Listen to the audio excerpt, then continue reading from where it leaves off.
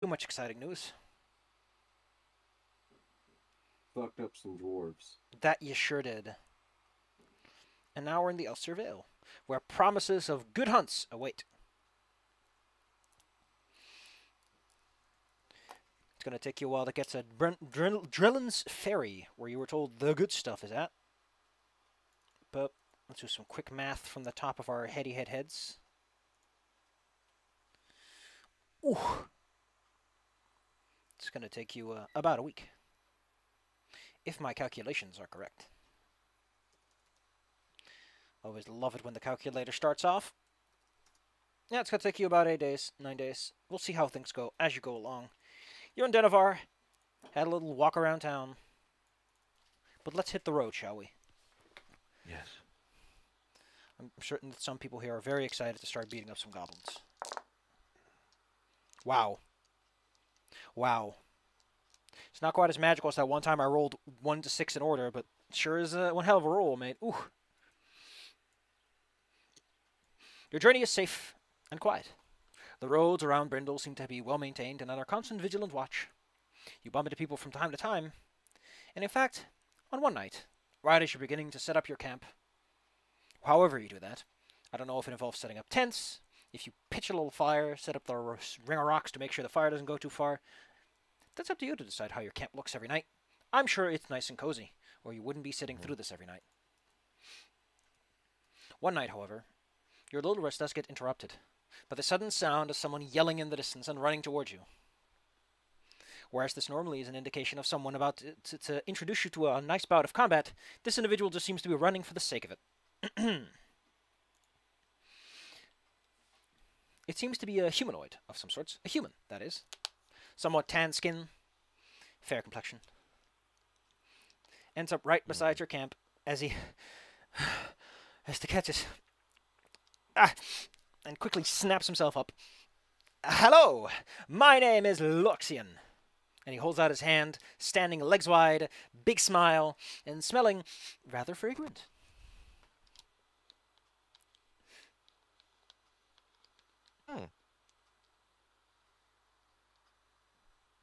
Hello. I'll shake their hand, I suppose. You know, for how weak their hand is, they sure put their all into that handshake. I'm pretty sure that considering that you don't fully understand handshakes, you might be a bit caught off guard by that. A little bit. At least they're trying. He grabs it with both hands for maximum grip and optimum politeness.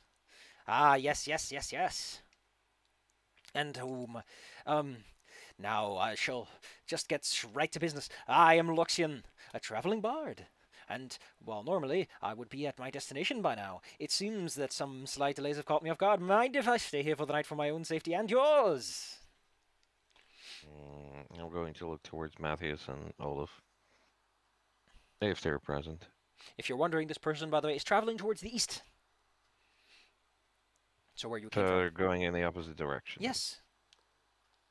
Okay, well, I suppose there is no harm if they wish to stay for the night. Just don't keep me up with your songs, alright? Naturally, I shall have the greatest of consideration and concern for your well-being and your rest. So, it's been a week, so I'm gonna have to account for the food and all that. You can discount all the food in one go if you want to, yes. Yep. Also, we're also passing through town, so we could re-up as we go on. That's fair enough. I just want to keep track of it regardless. So, mind if I ask exactly who you are? What brings you to the road? You look like the traveling sorts. Where have you been? Where are you going? Why did you leave?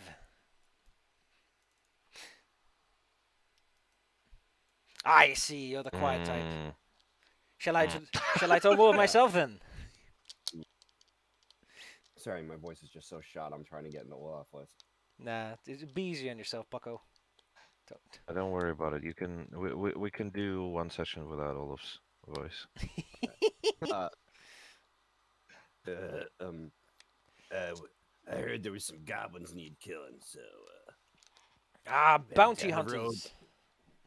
Among other men of many talents. Of course, yes, naturally. That is the way of things. There's business that needs doing, payments that need paying, and thus people that are doing. Ah, that's how it goes. That's how it goes. I, myself, and he perks himself up, hand on his chest, nice and puffed out. I am a recently graduated bard. Sort of. I intend to find myself a fine band of adventurers to join and show my finest of skills in the field, as it were. Not that I intend to join this particular bunch. I'm planning to go all the way to a place where I've heard that a whole new groups are gathering to set off to exotic lands where grand stories can be found. So do not worry. You don't have to think too long about if this particular individual is good for you. Right. Makes sense. Ah, but mind if I ask? You travel with this fine, statuesque figure. And he points at. You can guess who he's gesturing at. Hermes? No, the lizard, Hmm.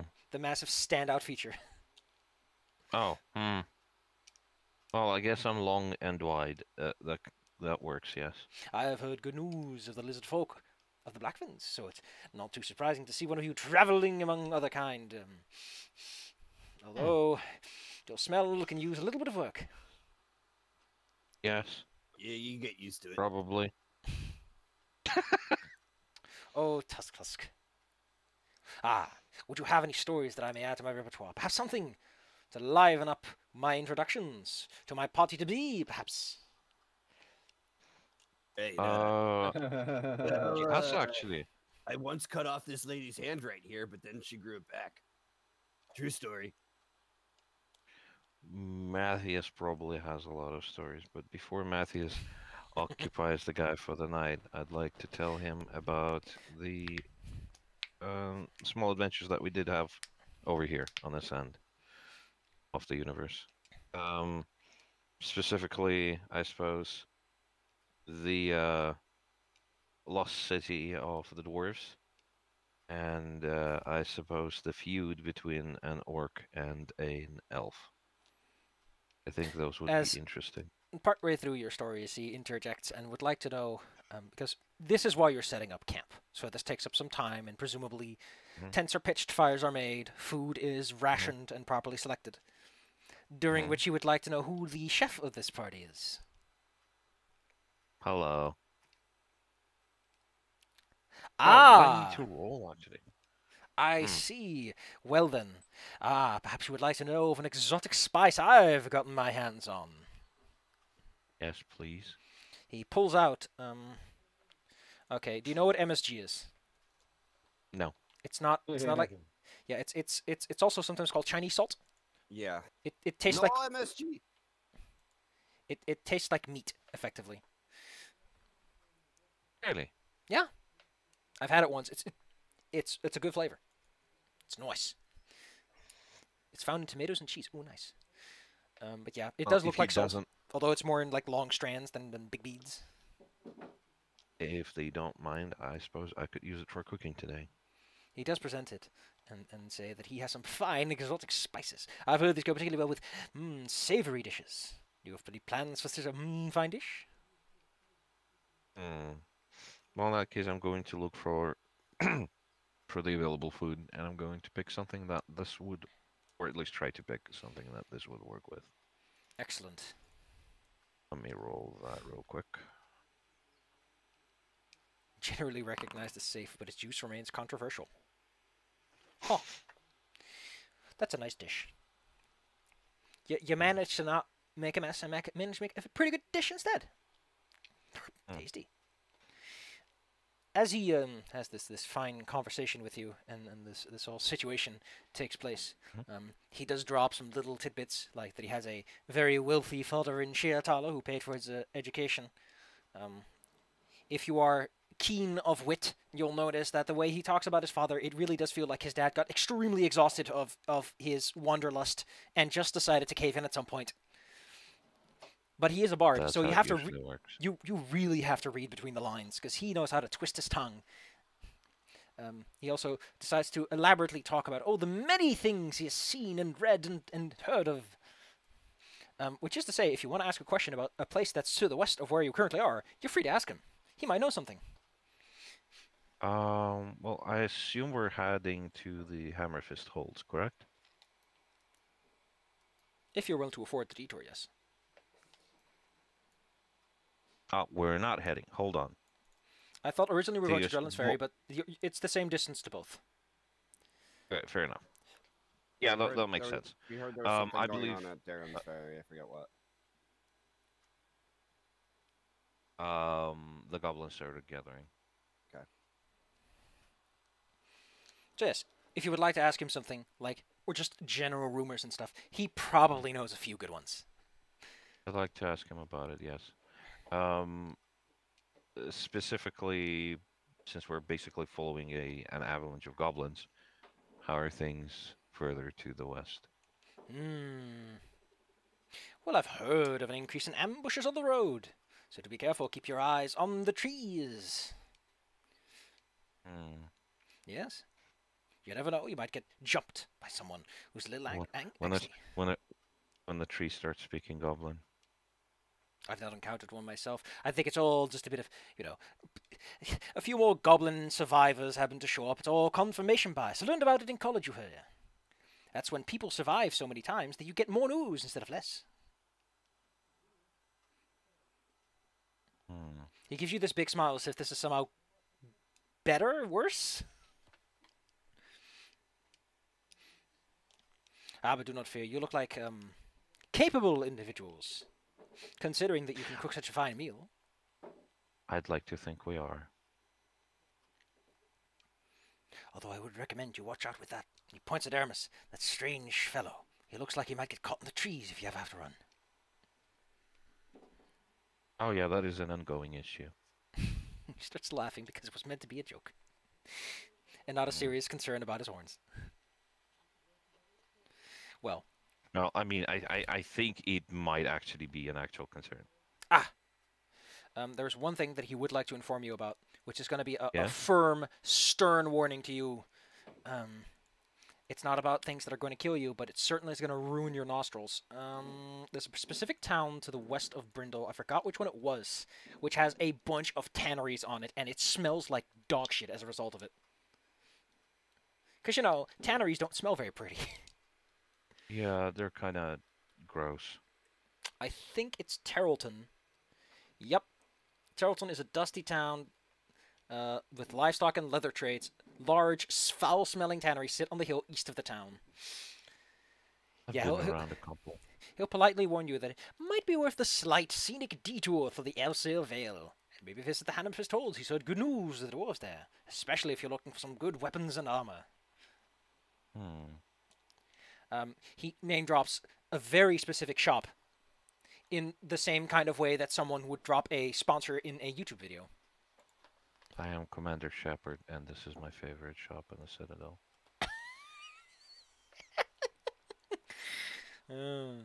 I suppose that counts. I would like to thank him for the information. He seems. I hope he enjoys the meal. Yeah. He's very, very eager to shake hands and pat shoulders, and he's very physical about the engagements. Yeah, I'm not entirely sure how I feel about people being touchy-feely like this, but it's okay. He has energy, Como. Yes.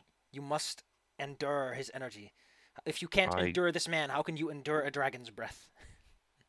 That's the thing. I cannot. No. Oh, well. Luckily, unless you have anything you ought to do, the morning will come, and he has not robbed you, and says a heartfelt goodbye, and he'll even give you a little bottle with some of that salt that he had. A little veil available.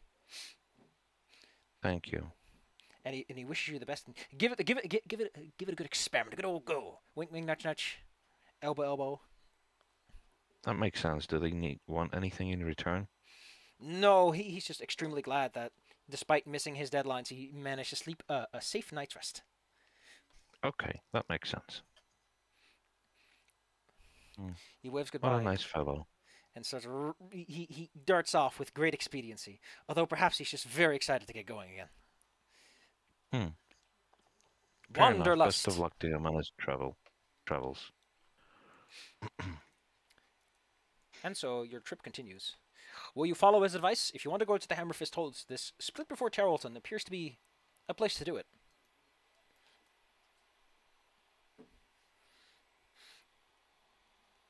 Hmm.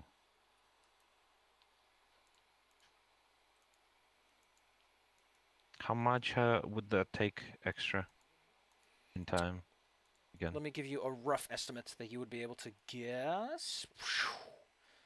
That's 2 days, and then another 2 days. So you would add a whole 4 days to the travel time. Okay, fair enough. So 4 extra days.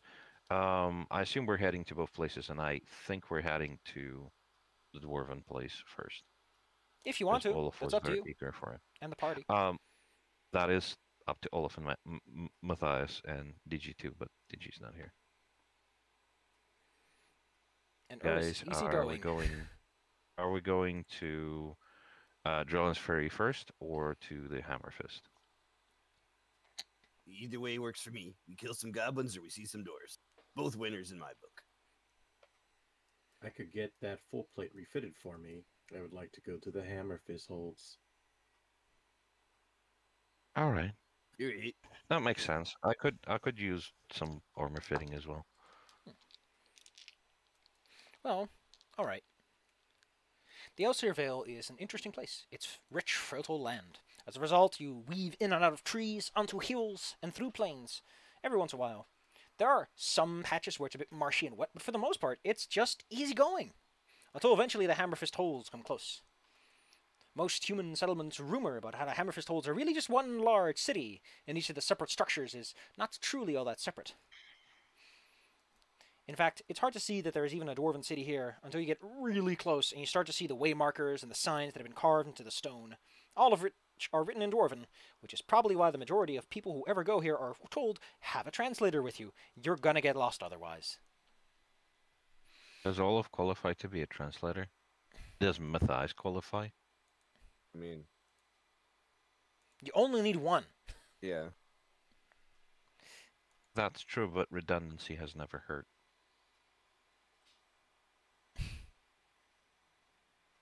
Send me to a forest and find me some pointy-eared ones, and I'll be your translator.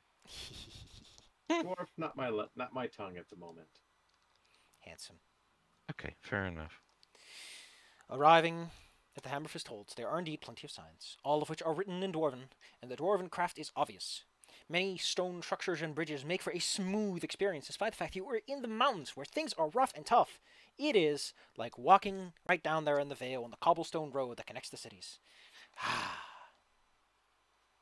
I'm sure this is one of those moments where Olaf feels his proudest. Yeah, this is real town. Finally. Civilization. Vargas looks at all this and it's like, it's fancy rock, I guess. Rock Olaf is gonna smooth. snap my neck for it. Yes. Here we go. In the foothills of the Weird North Mountains lie the Hammerfist Holds, a half-dozen clan holds that sometimes trade with humans of the Vale. Because, you know, might as well make some money and buy those cool things you can't get elsewhere. Would they be okay on Olaf's behalf with a colorful party like ours? I think I already mentioned that if Olaf stands in for them, it's fine. Yeah. Okay. Oh, you know, he kills lizards. Yeah, The just a- lizard kills goblins good. I can vouch for him. The You know, that Little demon thumbs thing, up. don't worry. You poke him with a stick and he's dead, so if this is any trouble, just remember that. Nice. This fine city, or at least set of cities, are united, as in their central representative is a single dwarven cleric of quite great renown. It is a lawful good settlement, so please don't throw undead around too much. Lawful good people tend to be very antsy about that. Don't go to Galarian. They'll all be antsy about it. It's like, I'm a necromancer. I'm antsy about undead. Yes. I'm not going to go on that rant, but gosh If darn, I what is ever wrong with Pathfinder and undead?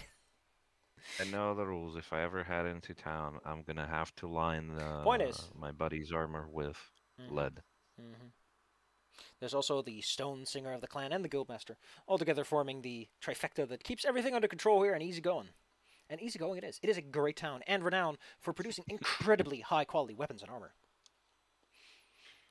It has a population of about 3,000. It's not that many, but boy, Boy boy. Oh yeah, there's also the clan lord of the Hammerfist clan. The biggest boy. He's a man you'll look up to. I'll tell you that much. And that's about what Olaf would know. Plenty about it. Yep. He can get you anywhere you need to be. Is there anywhere you need to be?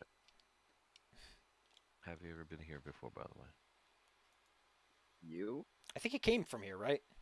I came from here. I think I met you on the road somewhere in the Vale.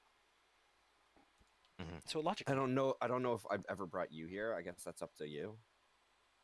I don't think you have until now. I don't want to shoot you in the foot, but logically, if someone grew up somewhere, they're probably familiar with it. Oh yeah, I'm familiar with the area. Be just a smidge silly if they weren't. No, I thought he was asking if he's been here. Have I you been guess. here? That's up to you. I mean, it's No. not that far from where lizard folk live. I don't think I've been here specifically, but like I've been in the area probably, or at least we passed through it. Just in case you wanted it, here's the note. That Also, just for context, I grew up in the city. I have no idea about the city. the Hammerfist Holds are like many other dwarven settlements, fine stone structures, which often appear to be large statues with no purpose, but often are filled with storehouses and smithies and other assorted goods. It makes for a both aesthetically pleasing, if angular, environment, but also makes practical use of its space. The dwarves, unlike humans, are also not shy of building more three-dimensional structures and wardens. Whereas a human will build like a tower, like an apartment complex, dwarves are not shy of having things connect in 3 dimensions, where you go up a stair and then sideways and then down a stair to get somewhere, even though you're going through several different buildings at once. What works, works. And that's all that matters. Indeed, as you enter the town, there is this brief moment with the guard, but as Olaf vouches for the lot of you, it's like, adventurers, I guess. And then you're let right in. You can do all your business here. Just tell me what your business is, and we'll take care of it. Ooh. Oh no, we haven't asked what did you might want here. We can take care of that posthumously, which now makes two Wait, things that we can- need to take care of posthumously. That's something nice. Well, primarily where we're looking for fitting armor for Matthias, fitting armor for Argus, or actually forging armor Yeah, that fits Matthias Argus. wanted a set of plate mail refitted, is what he said. Yes. I also have a ton of gold to spend.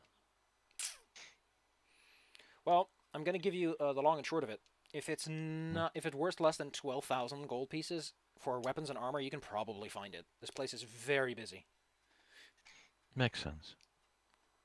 DMG, here I come. You'll find the best craftsman in the land. Just don't be surprised if they don't make elven quick blades for you.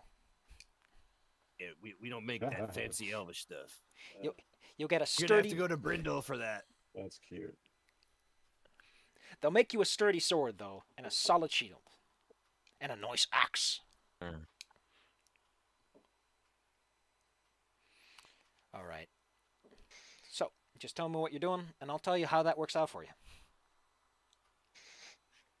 Okay, let's take a peek. And hey, if you don't know exactly what you want, you can always just knock on my noggin, Yeah, and I'll that's give right. you something. That's right. We have that chest to find. We have to find that dude. Good dude. We need to find the guy who. Yeah, the proof for For Mr. destroying Ardrick's that forge. stonecutter, yes. Oh, right.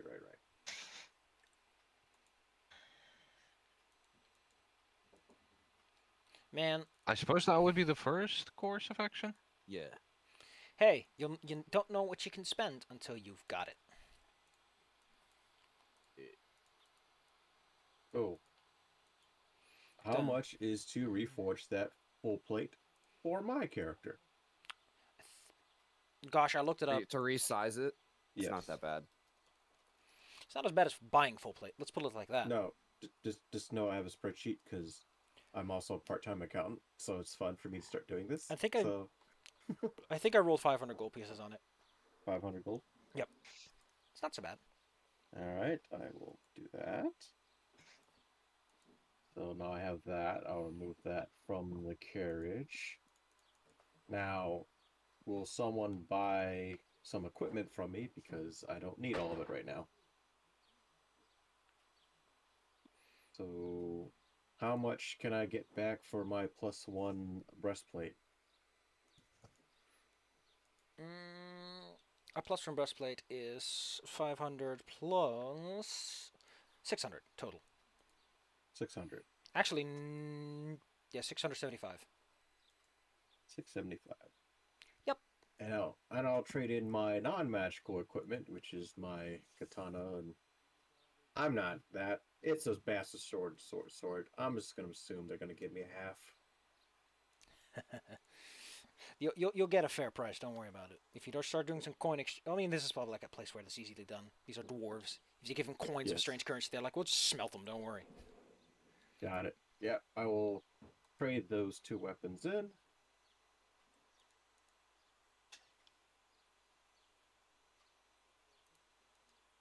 What the heck?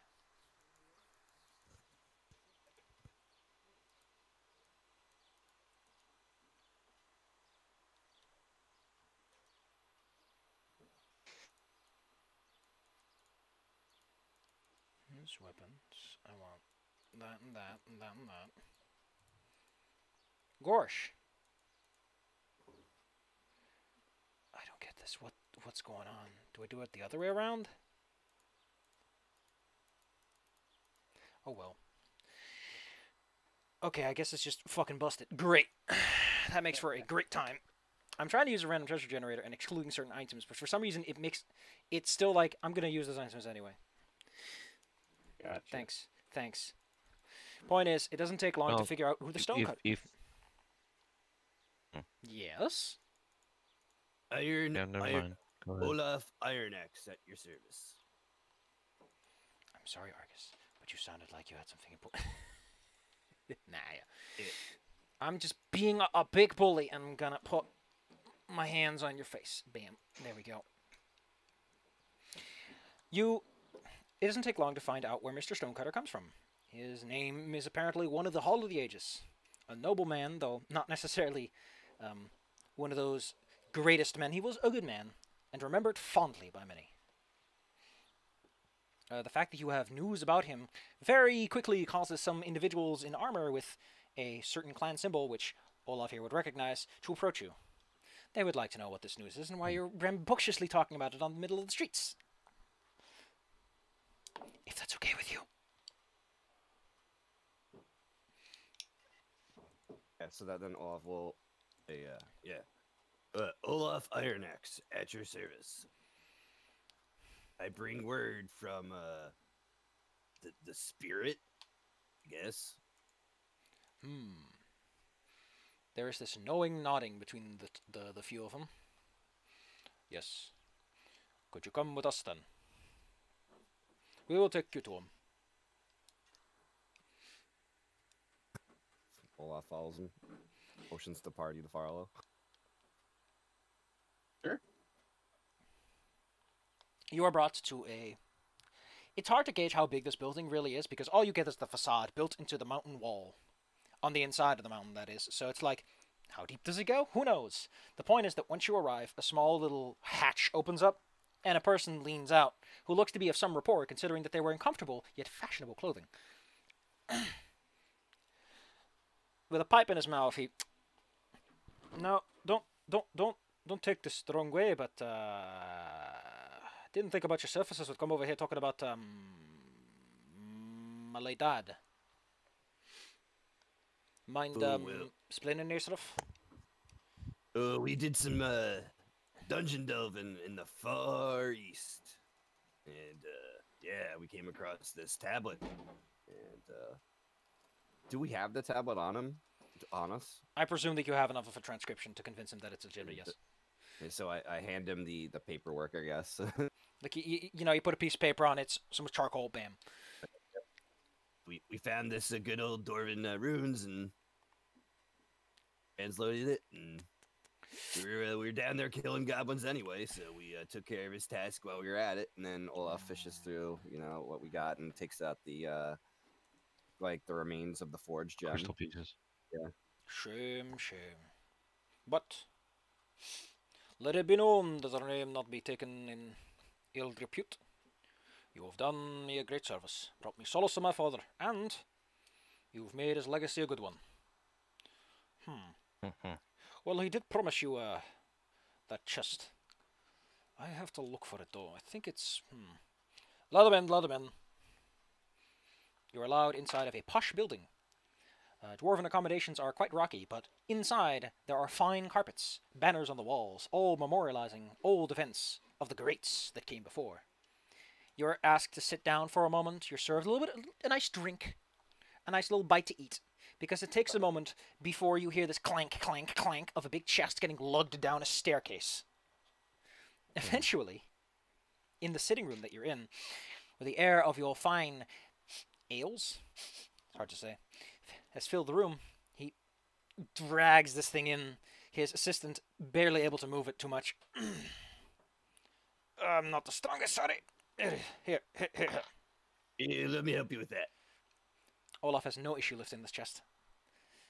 Because I think he's like all muscle. I Listen. think Olaf is old dwarf. Yeah, you're both right. This chest is quite intricate. It does indeed contain his name in runes, as well as an extended... Let's just say that the whole chest is covered in what might be considered a legal document. So if you were to read the whole chest, you would get a will that is legally binding.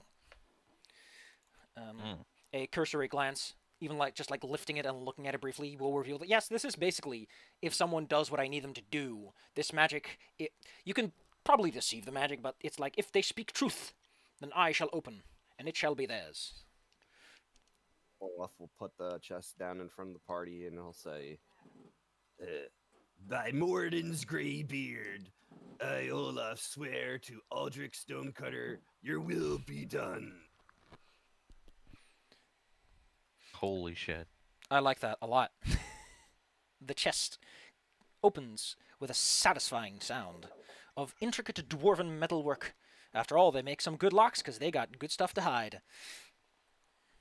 And then it just a little as it opens a crack, allowing you to lift the rest of the lid the way open. And inside is going to be quite a few treasures to be sure. First off, there's it's a dusty old tome that radiates a sense of well, let's see. It calls itself the Tome of Greater Comprehension, how to open your mind, blah blah blah. It's just probably for Argus. Just throw it at him. This does not make you strong. Throw a book at them. Not too much for the reading. So if anyone else wants this. I'll take it. Once you put the book aside, you find a little note that is like that mostly just goes over that his last deed be fulfilled. He is most satisfied and glad to hear it, and that these treasures may serve you well, and well they serve you will they. For the item directly under that note are a set of big, beefy gauntlets. The note also contains instructions as to what all items are, so that there's not too much lack of clarity on what they do. These are gauntlets of ogre power. Ooh. This is the part where I have to pull up the carriage and Those are probably for Matthias. I appreciate that you start assigning items for people who may or may not agree with that. Let me just double check. That's fair enough. It's a suggestion. Sorry. Let me double check and make sure that the gauntlets have the proper enhancement. They don't. A lot of items do not have their enhancements assigned yet, but luckily it takes only a moment for me to do that. Bada boom. It's a +2. Yep. Just make sure it doesn't add something like custom, so it doesn't break. There you go. Some gauntlets of ogre power. Yes. Also in there is an amulet of health. A +2. Makes you nice and beefy. If you insist, you can give it to Aramis, and he might actually be a little tougher than usual. I'd like to insist, if that's okay with everybody else. There is an amulet of mighty fists, which is specifically referred to as the brawling amulet. In case you wonder, Como, these are the ones that make your unarmed attacks and natural attacks stronger. Ah. I don't know if that works in this system or how that's supposed to work, but we'll figure it out, don't worry. Yes. Let's see, there's one more thing in here, and I think... yes, an amulet of natural armor 2.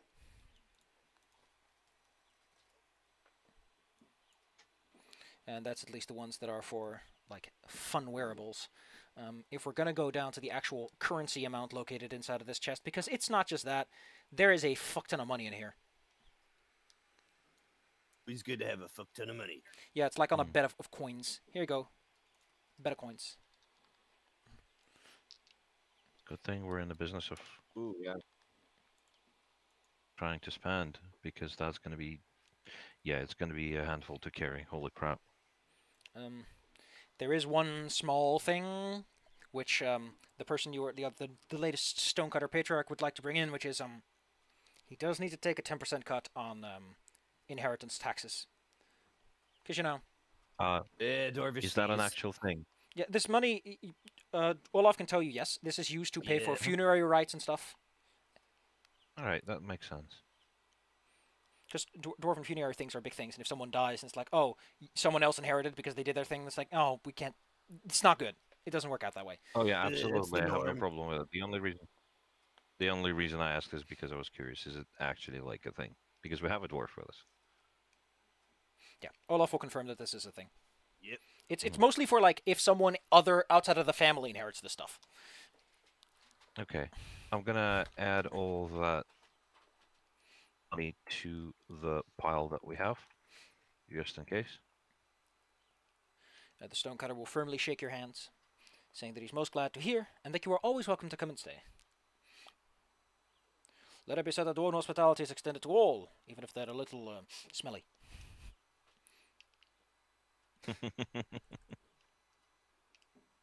Seriously, would it kill you to just use a bar of soap? Just scrub it off a little bit.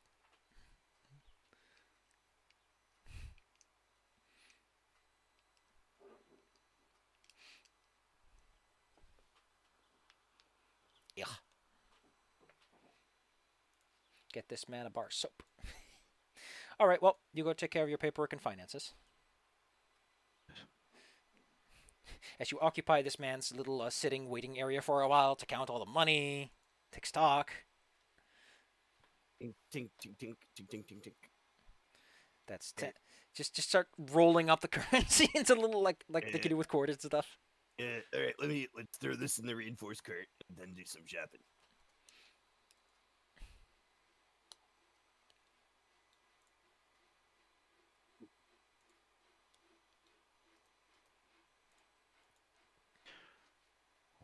Done.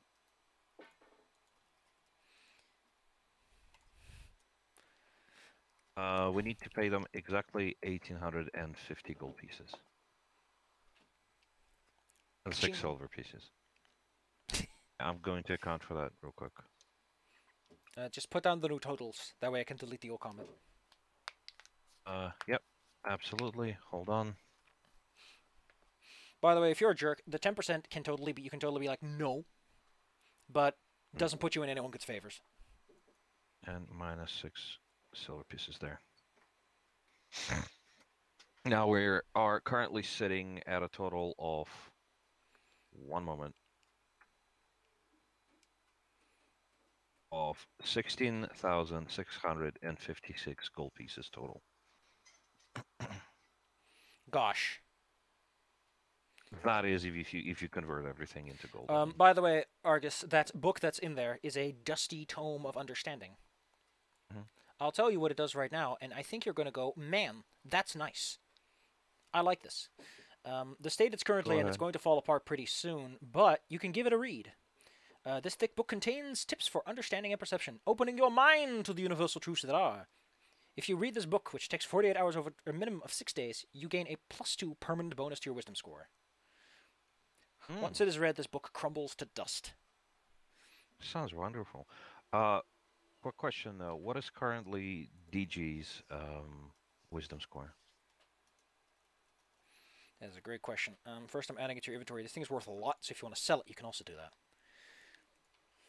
that. Let's see. Yeah, it's one of the big ones. DG's wisdom is 16. Mine will be brought up to 14, and with that little parry up that I have to 16 too. Do you guys think it would be wise? If you read the book, maybe you'd know. Yeah, would it be wise for Argus to try and use it, or to hand it off to DG so that they could get it to 18? It does buff the maximum, right? Or is there no maximum in 3.5? There is no maximum in 3.5. There's no maximum. The limiting factor is that it's an inherent bonus. It's just basically a permanent magical enhancement that can't be unmagicked. But if you find another book of +2, it doesn't stack. So. Ah. So there is a theoretical maximum, yes, but. I'm going to hold off onto that for now, and then when DG is back, we're going to talk it over. We'll say because I think they might like it a bit more. For sake of convenience, we're going to say that if a week has passed, one of the two of you can just instantly consume the book, and we'll assume that you've spent time reading it beforehand. Yes. Makes bookkeeping easier. Let's decide on that. Yes. Now, the Amulet of Natural Armor, however, does it require you to have any natural armor to begin with? For most such items work as if you have a natural armor bonus of 0. Mm-hmm. Fair enough. So yours would overlap with my... No, it enhances any existing one, and the existing one of characters without it is treated as 0. That's the... okay, fair enough. Makes sense. That's the explanation you give the computer, at least. During the previous fight, Matthias was hurt pretty badly, and their AC was pretty low. Would Matthias take this? Take yeah. what?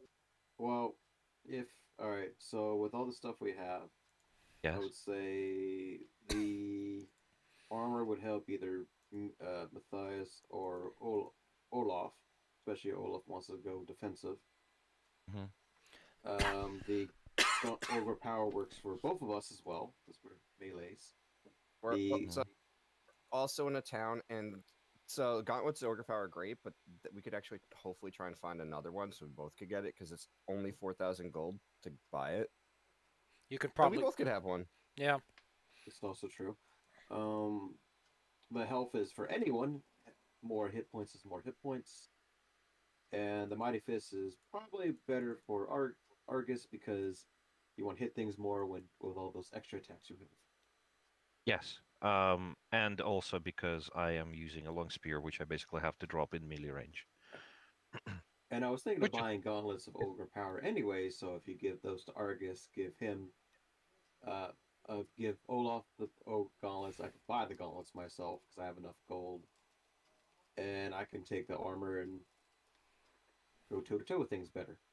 Sounds good to me. That makes sense. That's quite a bit of an upgrade too. Yes, I like that. So thanks for letting me have some of these items, because that brings me up to like average. I think because I rolled poorly. We all have. When we get a multiple amount of items, it's best to see who needs it the most. You like to hit things when you're like, spear ain't working, so Mighty Fist will always helpful. Okay. I'm gonna drag it over and I'm gonna delete it from the thingy. And I'm going to mark it as equipped.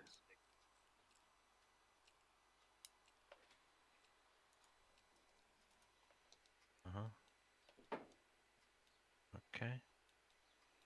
There we go. I think it's equipped now. There we are.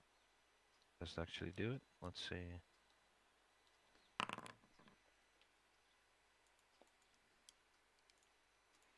I don't think it adds anything. I think the way we're going to do it that... actually... Yeah, go ahead. If you go to combat and click your natural attack, you can just go to the details section. Can you? Yes. And underneath the weapon damage alignment, you can just enter an enhancement, which I'll do for you right now. Please do. It should now just add 1 for enhancement to attack and damage. Fair enough. And could you do that for the bite as well? Done. Thank you. Nice. Chompy chomp. Oh, since we're doing some housekeeping and whatnot, I would like to... Okay, here we go. I have an essay on Undeath, a book that is largely not very useful for me, but it might be interesting for someone, and it says can be sold for about 500. So I'd like to account for that, and I would also like to sell a slightly used robe of bones. I think there's a formula for figuring out how much the robe of bones is worth. But how about we just say, for the sake of convenience, that it's only half as much, so you can get like 600 gold pieces for it. 600. Okay, so 600. I'll just delete it from the inventory. Although to be fair, the person who 600. buys it from you look like they're going to destroy it. You are, after all, an unlawful settlement.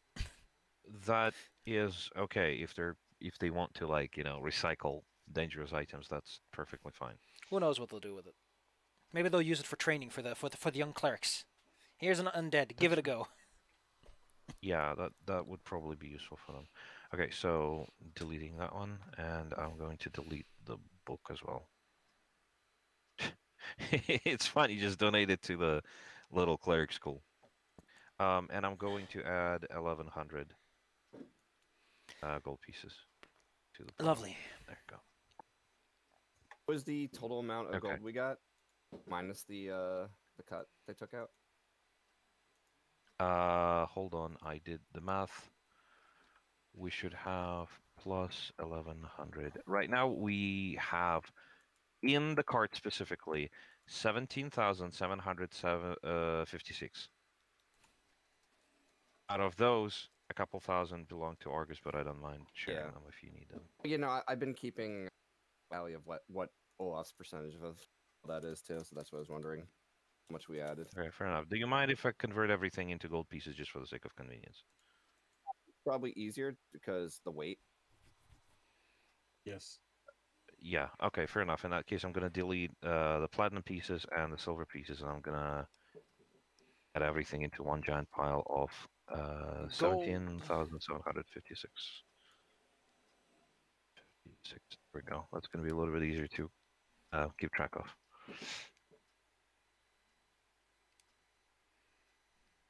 Okay, so who's taking the gauntlets of Ogre Power then? Those are Olaf's. Good Okay. move. Okay, then remove them, Argus, because he has them. Yes. I have taken the Amulet of Mighty Fists, I think. Yes, so I can Yes. remove that one too. Click. Amulet of Health, I would like to insist that Irma takes it if everybody is okay with it. That's fine. Yeah, he ventures. He gets some swag. Yes. What does? Let's see if Ermis wants anything in particular. Because the money's there, and he might as well see if there's something in life that he wants. Absolutely. No, he's just gonna. You know what he's gonna do? He's just gonna go and buy some scroll materials. We'll sort that out some other time. That's good. We Ye- can sort it probably after the session, yeah. He has an indeterminate amount of scroll making materials that he's just gonna be working on for a while. That works.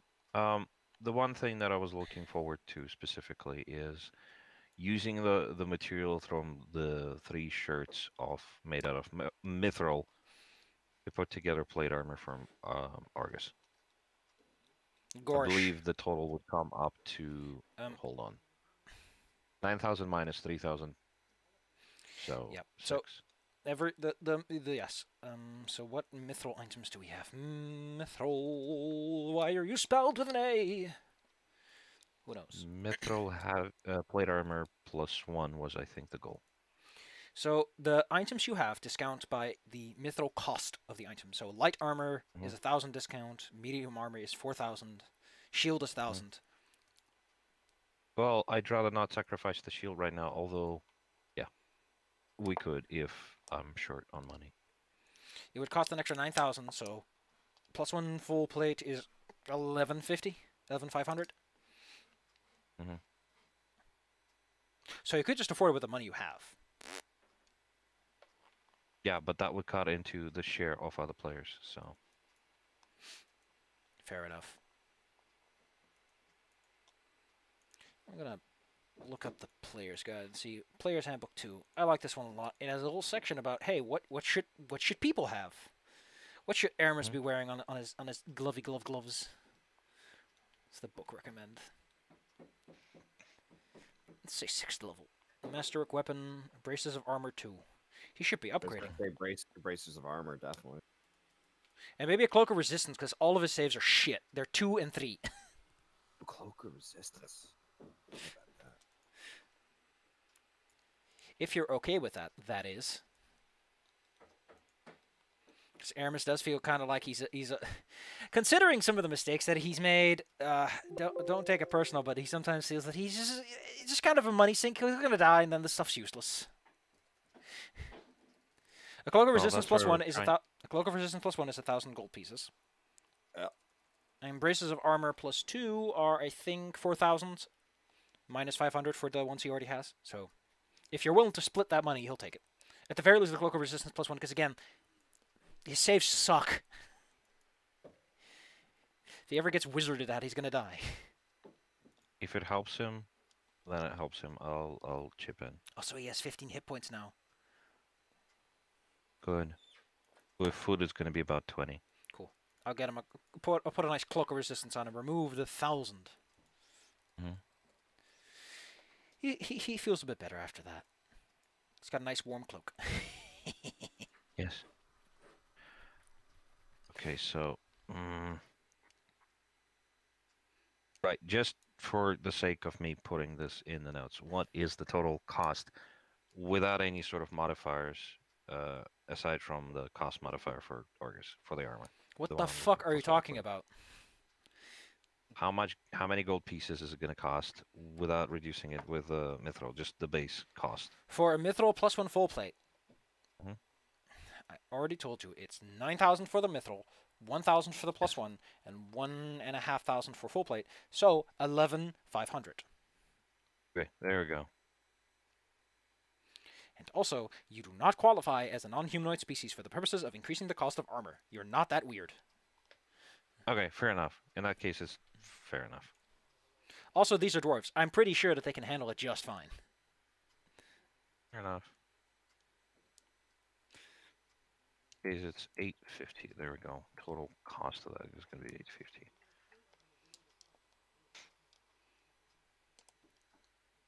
It's honestly quite impressive how a dwarf just pulls a bit of armor off the wall and just in a few hours completely reshapes it to fit you. Well, they've trained their entire life, which is usually hundreds of years, to do it quickly. You do get an extremely firm handshake, primarily from the perspective of knows to get a new little challenge. Hey.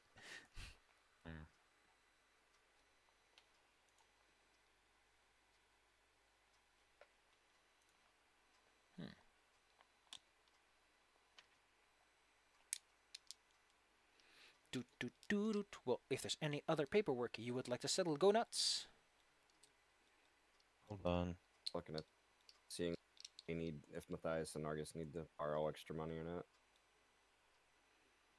Well, if you're okay with me purchasing this right now and getting it out of the way, then yes, that would be nice.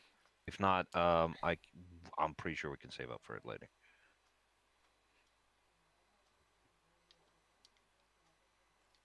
Hey, you can buy a belt of dwarven kind if you wanted to with all the money you got. That would be amusing. Unlike the 5th edition one, it does not grow you a beard. It does, however, give you a -2 on checks with anything that isn't a dwarf or a gnome or a halfling. Which I think is funny. Start talking such thick Cockney rhyming slang, no one understands you. If I grab this armor now, I will have 26 AC, pretty much. Well, hey, Oh, join. you could tank. Yeah. It's always good when your cleric can that's- tank. The thing about Argus is that they basically get a flat +5 to AC. We're all Period. gonna be as slow as Olaf. Haha. Aramis. Well, on the plus side, it means that Aramis can run away and you guys can distract her. That's true. All right. Well, Well, if we are purchasing it, then I'm going to subtract the 8,500 from the pile. there you go. Okay. Now this is Thank this, you. this is this this is a part where Aramis like grabs your shoulders and he's like, listen. I saw this thing. You have to understand this thing is great. He saw something and it's a pearl of power. That like he saw like a dwarven wizard like promoting this fancy thing he developed. A fine bead How can much? a pearl of power 2nd level, 4,000 gold pieces. It lets him cast another 2nd level spell every day. Okay. I will support him regardless, but it's up to you guys if you want to also invest into Armus. That's fine. Okay, if that is fine, then we can drop 4,000. That will leave us with 3,200 basically total left over. And then he's so happy. He's like, you know, I'm not going to ask for anything for a while. This is great. That's okay. I've never been so powerful. Nya. There's one or two items Olaf will want, but I'm gonna wait to see what we have left. I'm not greedy. Me personally, not greedy. Olaf's greedy. But Olaf doesn't Yeah. watch the money 24/7 and knows Yep. that he must be Excuse me. sharing. Correction, 5,200, not 3,200. Nice. Safi, could you add the armor on, please? Ah, yes. You want your +1 plate of platiness. Yes. I Give- can hide my ugly mug now. Give me a moment, because I'm going to spruce this puppy up. Mhm. Which means please don't touch too many buttons around it. Like, this takes a moment to take care of. Also, that image you posted is very lovely. I'm going to look up a really cool-looking suit. You know what? I like this one. This one's got a nice tinge to it. I'm going to add the enhancement, +1 armor. Please fix name. Does Argus wear anything on his arms or hands yet? No, I don't believe Then I take do. my brew gauntlets then, because I can't wear them if I wear gauntlets of I got- overpower. There you go. You can Ah. take them. That makes put- sense. I'll put them in the carriage for you. Okay, thank you. One more thing that I would like to do is I still have. Gosh darn it, where is it? Braces of armor +1, but I don't think anyone can use it because both DG and I believe Irmus have them. And this is just an extra set. How much for I can sell it for? Slide them onto Goldby. Just put the bird in the jacket. You know what? Yeah. Is it possible to do that? I guess so. Yeah. Does a bird have an arm slot? I think you probably slide it on like a little skirt, like a dress. You know. Yeah, you know, have you ever seen like a parrot in a little hoodie? Oh my god. The fashion souls are Wow. real. Where are these? Where's this braces located? It's in my backpack, so at the bottom of the list. I'll pull it out. I mean, you can sell it for 500 if you prefer. I'd rather the bird be a little bit The bird, better protected. the bird in general is not going to get involved in combat situations, so don't worry about it. Also, they already have Well, then better AC than Irmus. My gosh. Well, I mean, I suppose we could sell it, but anyway, here's a little parrot in a hoodie. Hell yeah. You need to understand it. Oh, he's so smug. Yes.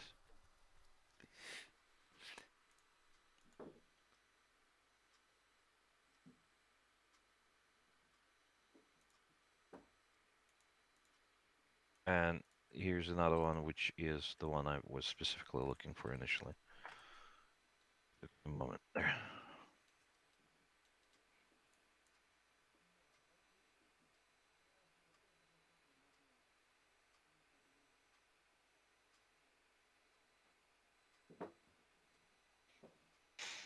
All right, in that case, that's 500 back, so we have 5,700. I'm going to delete this one. There.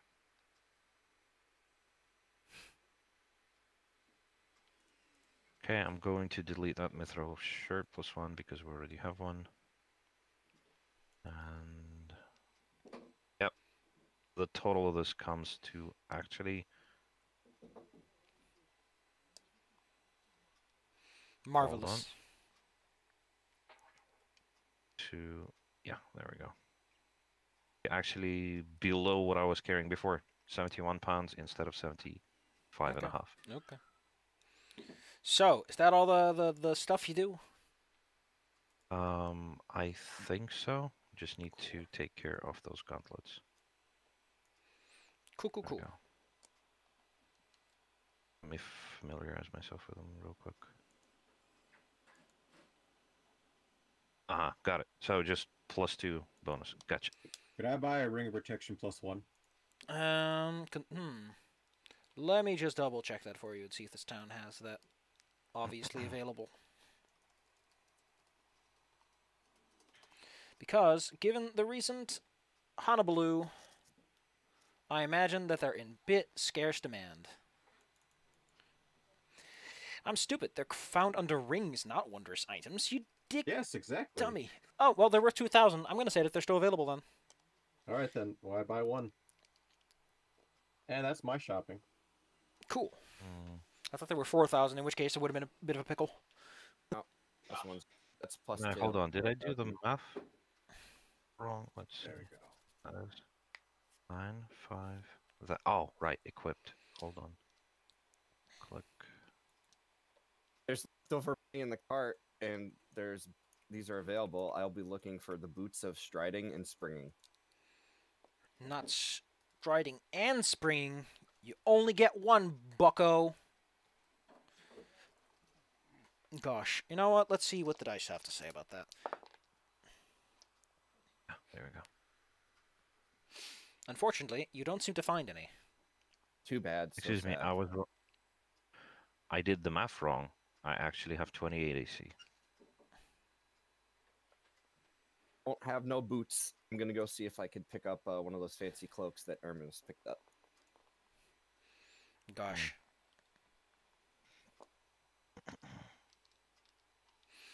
He will help you find the store where he got his. Cloaks for Yeah, blokes. It's a good-looking cloak right there. He shows you the store, which, as I mentioned, is called Cloaks for Blokes. Hey, good name. Really? It rhymes, and that makes it a memorable name. Good for marketing. Hey, I'm looking for capes for mates.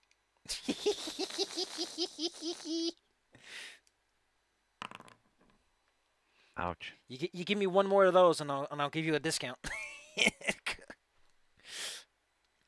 So this guy can change up the name for the seasons. That is a lot of damage on a bite. Holy crap.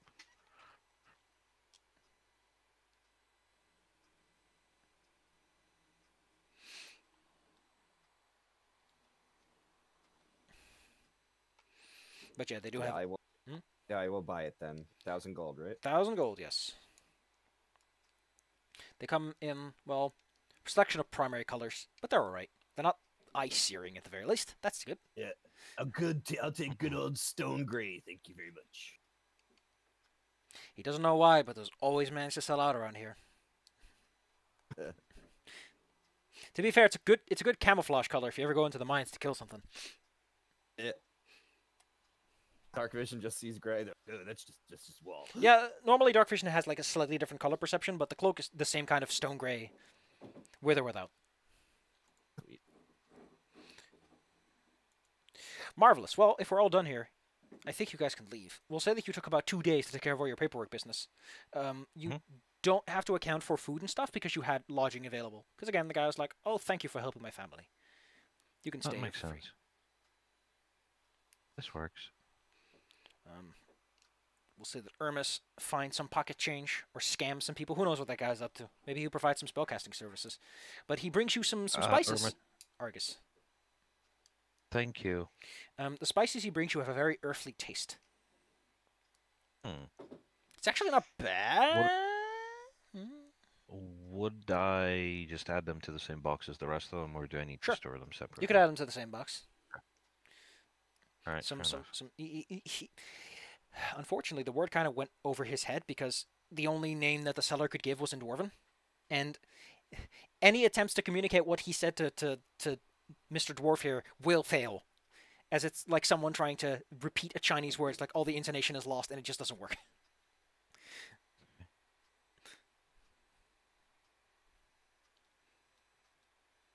But it's nice earthly stuff. Maybe it's like, what does nutmeg taste like? I never ever wonder what nutmeg is.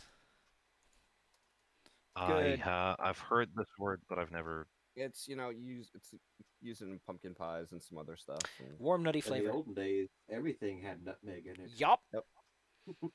Well, let me The just Dutch had a Google whole it. fucking thing going on with that thing. Jesus. At least if I recall correctly, the Dutch had like a whole monopoly and all kinds of bananas going on, and then eventually it collapsed into itself. I know what it is now. But yeah, I knew the name, but I had no connection with like how it looks. Now I do. It's like, you know, light tan brown. man, those seeds look radical with all the red stripes. The heck. Yes.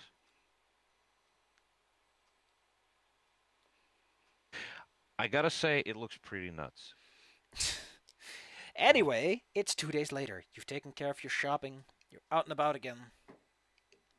Your host waves you goodbye as you leave.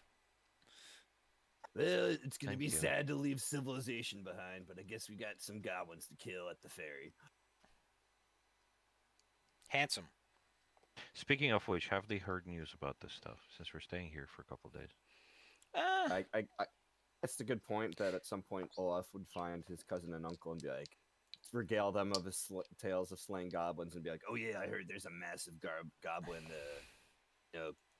tribe rallying in the Wormsmoke Mountains. I'm on the way to kill 'em all. I think, okay, well, considering that you have knowledge local and you're with your family who would have heard all this kinds of stuff, the information you get is kind of interesting. Apparently, some of the, I don't know the exact specific individuals, but there are like rumors that Brindle is planning to hire a mercenary company from Heimerfist holds. They're still negotiating the specifics, but sounds like someone's a little worried. Makes sense. Always good to have the Dorfax at your back. Hey, if you're gonna fight if you're worried about goblins, you hire some dwarves. I'll try to leave some for the rest of you. Now that's a good I attitude. wonder if they're gonna have the same sort of reaction that Olaf had to Argus when they first met. Provided they can actually see Argus under Argus's helmet. Oh no, I told everyone you're a lizard already. But it's okay, I told them to kill goblins.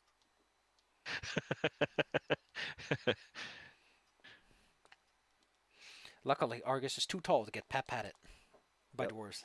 Oh my god! I mean, I probably like scrunched over because it's a dwarven city.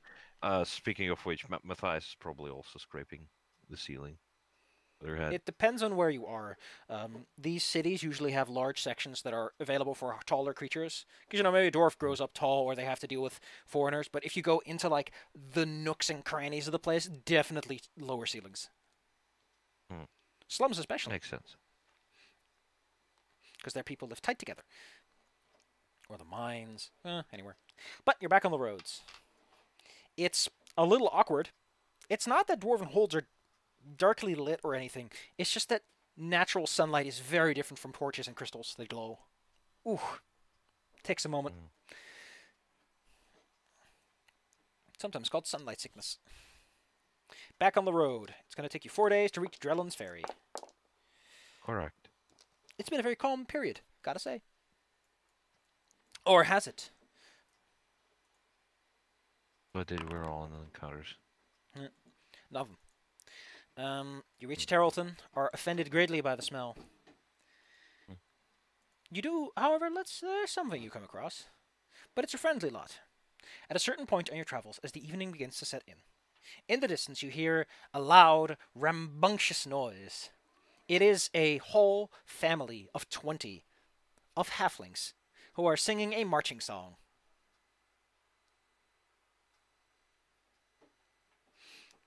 They come from the direction that you came from, so they came from Vindel, and they're very like, hey ho, to Charmit we go, etc. That's dwarves.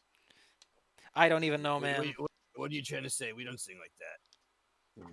Yeah, they're probably singing that Mickey Mouse song from Full Metal Jacket in the end. You know, Full Metal Jacket.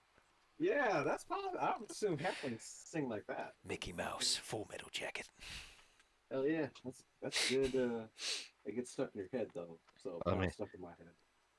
I mean, technically, Argus just bought themselves a full metal jacket.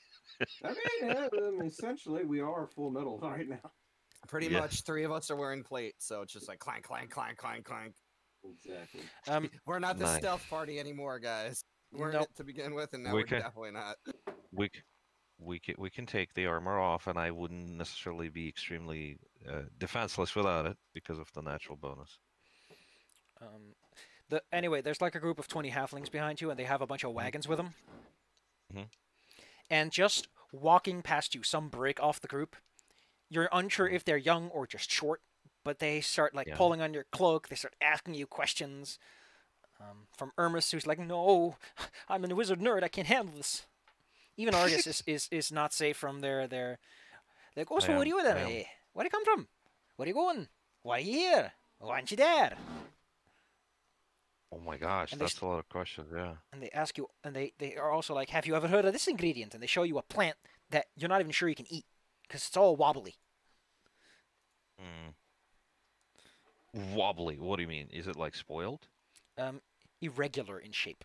It's like if you tried to just bite into it, you wouldn't even know where to begin. Ah, I see. Olaf will look down from the reins at the halflings and be like, Keep your grubby hands to yourself. You don't want to lose them. Just ask the druid lady. Oh, God, you're never gonna let her live it down, will you? I am interested in that fruit/vegetable thing. What exactly is it? How do you eat it? oh, you silly! It's a fruitable. It's two food groups in one, eh? Oh my gosh. Is it okay if I actually try it? They'll eagerly slice a little bit off, but then they ask that you gotta tell them a joke.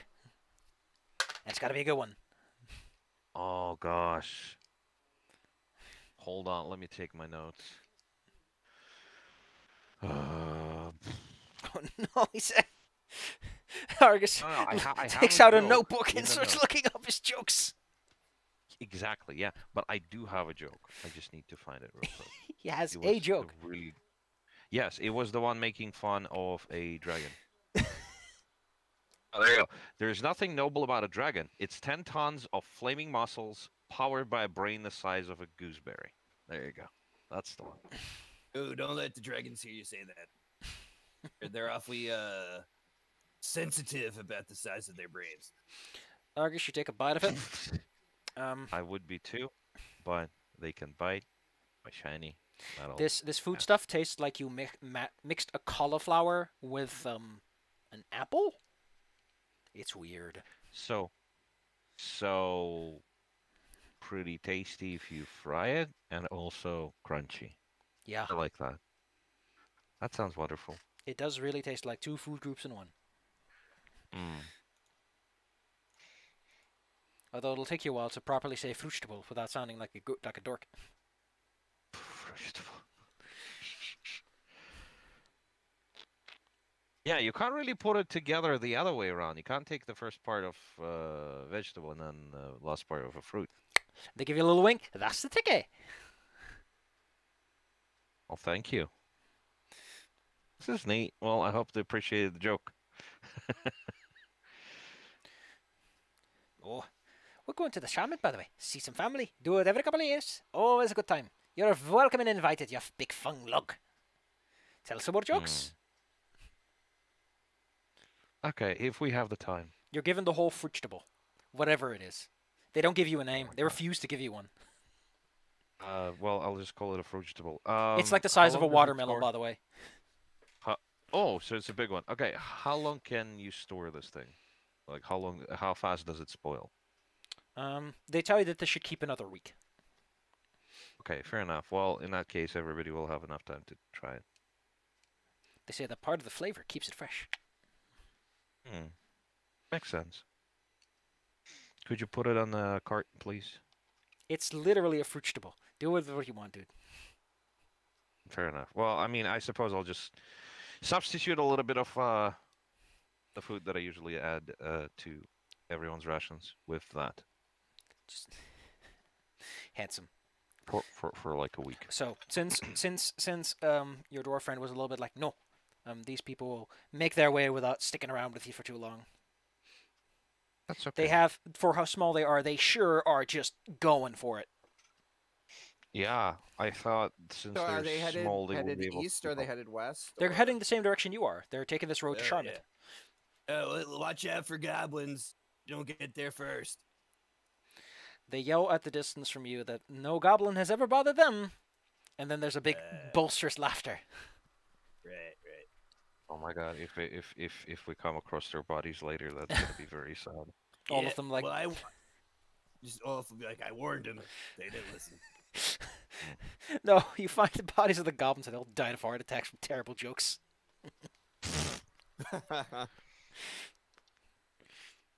Well, they've been backstabbed to That would death. be fascinating. Who knows? Handsome. Well, eventually you get close enough to Drellin's Ferry that the landscape begins to change as a result of, people living in the area, often common traffic of hunters and the lot.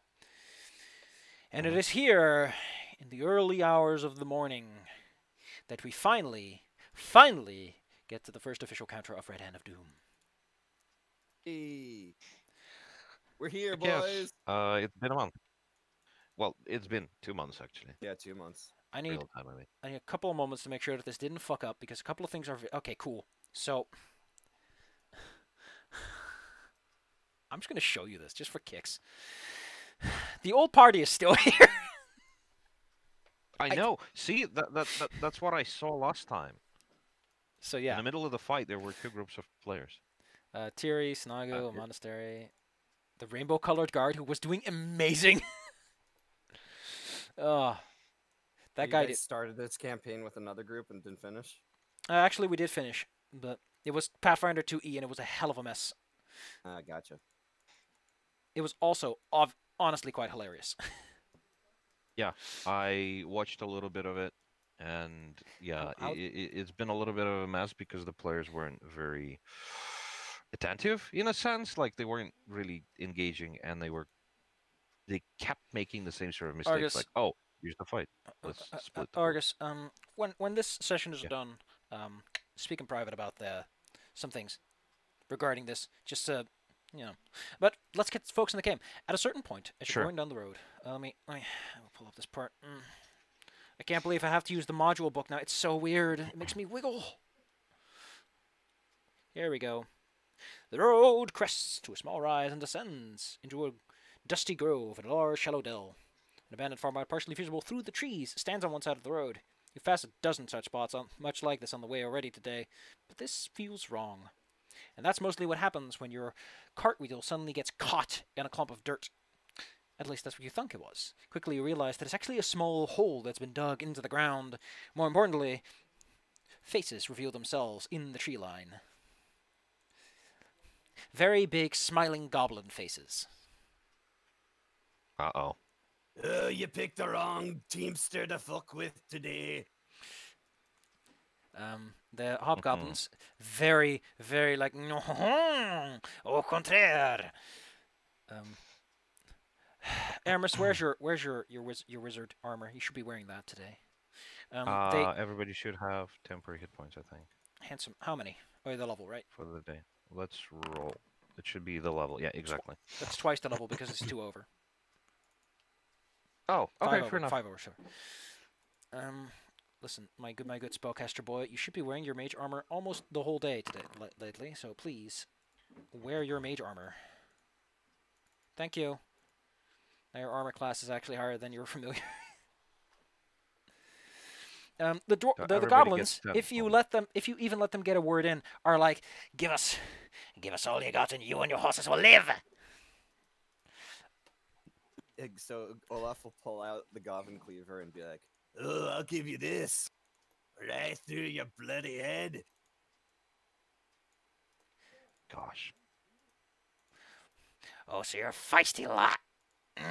Oh, we've been waiting for one for a while.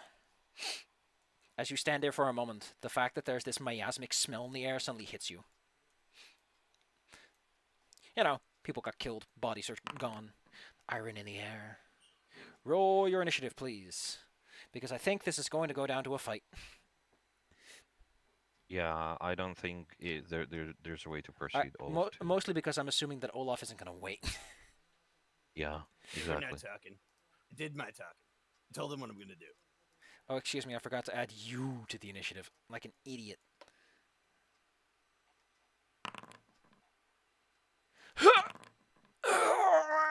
So many rolls! No rolls made, huh? There we go. Oh. Wow, I rolled a 1.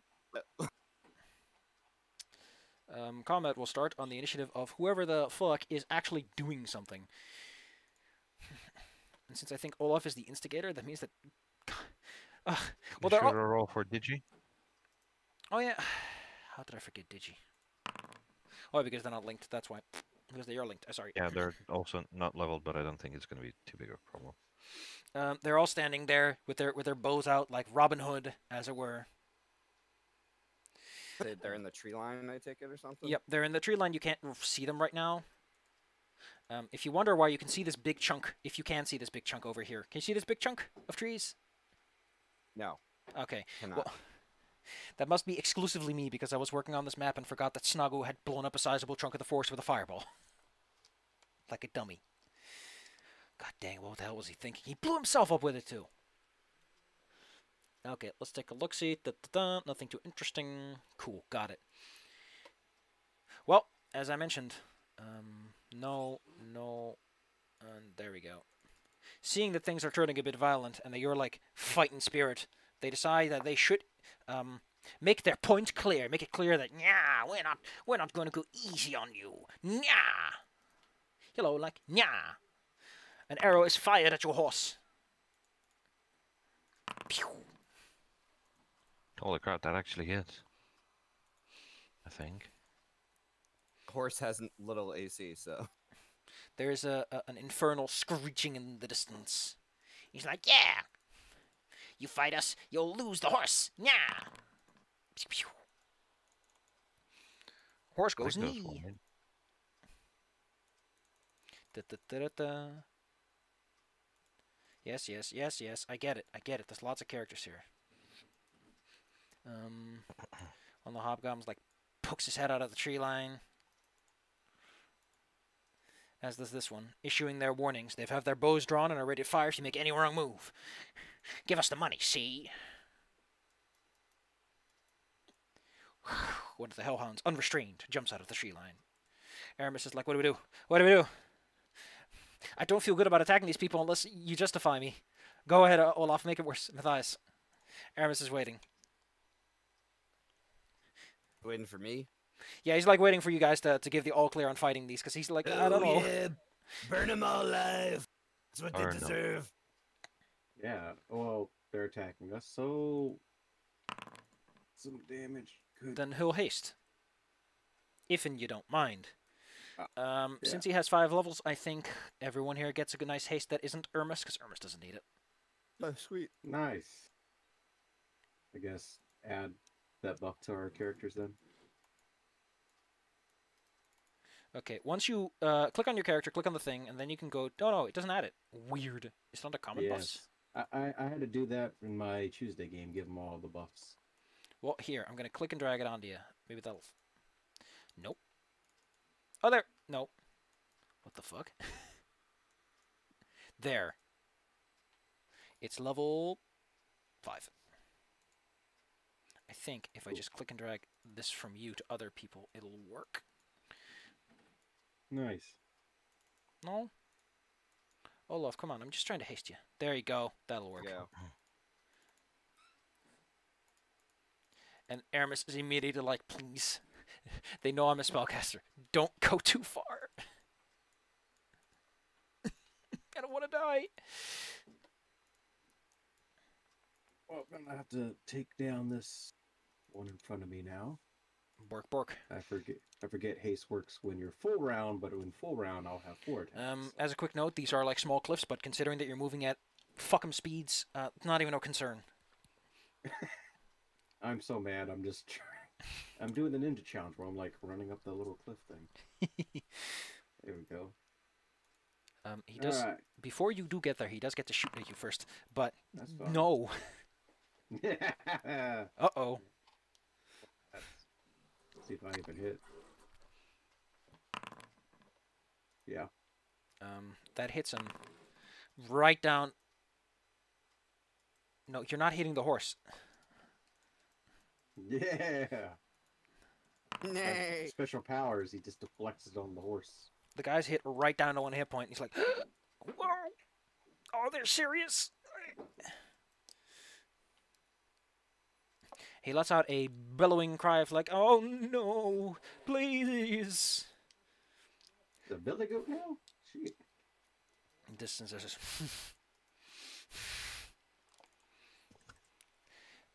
the infernal howls are let loose.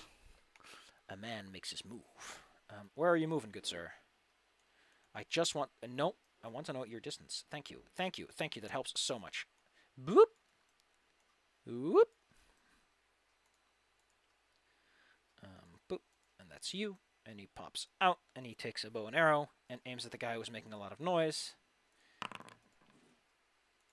Irmus has armor class. What a hero. DG is going to sick her hounds on him. Get that naughty man who's biting my friend. That's what they would have said. However, these guys are wearing, I think, chainmail. So they're quite well defended, all things considered. Your bless is on. Now it's off. Have any spells? Or maybe I'll just shoot a little force javelin, because you like it so much. Nope and nope. Olaf! Let's see.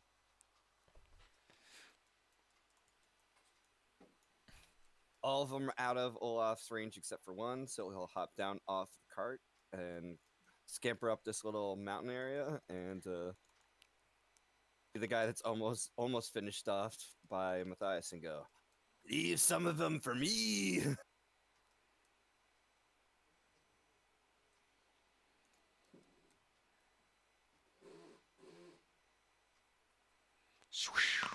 Sweet Jesus! God. Yeah. Wrong guy. Goodbye, Goblin. Told you I'd put this in your head. Not much left of it though. I honestly don't know what that would look like from the outside, but it sure doesn't look good. It's like that old actor Gallagher when he smashes watermelons. That's what I did to that goblin. I was thinking American Dad when Roger blew up that guy's head with a elbow drop. That was Yep. Yep. There you go. it. There we go.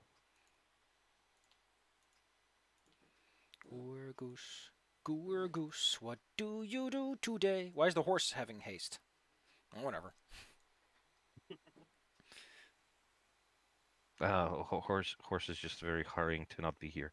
I am going to cast this, and I'm going to call forth to Terminus to guide my friends' attacks. Now, how does exactly haste interact with casting? I assume that does not give me Nope. extra It attack or adds you anything. extra attacks if you were already making a full attack. Fair enough. I'm gonna step over here just in case the wolf is out of range. Click thine But self. as I cast click this, I make a lot of noise, specifically to draw fire. Ah, I see what's going on. Okay, cool. If you already I have... don't want to lose a horse or Irmus. Oof. Don't lose that Irmus. Yes. DG suddenly is beset upon by a hobgoblin who jumps from the trees onto her. Ha ha! I have a sword, and it makes for big ouchies.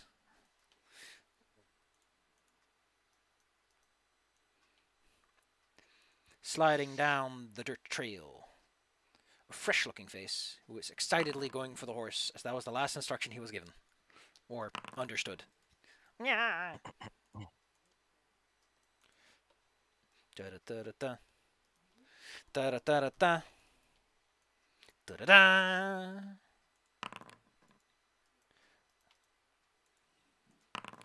Ooh, luckily, I'm filled with temporary hit points from my good friend's meal. Wait, hold on. How did he attack from range with a sword? Wait, what? I clicked the wrong one. Shit. Yeah. There. Irma should get 4 hit points back. There you go. 4 temp. Maybe he threw it. He's allowed to do that. I mean, that's fair enough, but wouldn't it just be an improvised weapon? In the distance, you hear the stomping of feet as more hobgoblins make their presence known. Stop, stop, stop, stop, stop. Dun-dun-dun, dun, dun, dun, dun, dun. He charges from the trees right onto the lady. And misses. Did I manage to get an attack opportunity? Considering you weren't even aware he was there. Oh no, wait, he did shoot at you, so yeah. Sure, make one. Okay. Let him have it. Nope. The chainmail tangles up your long spear's end. Also, it shouldn't be attacking twice, though. I think that's okay.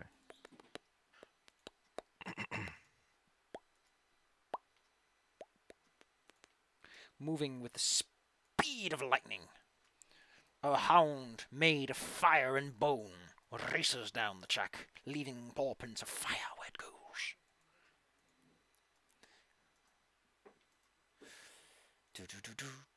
Roll onto the horse. You can't flee without your beast of burden. These guys cannot roll anything that isn't a 1 either. Nya!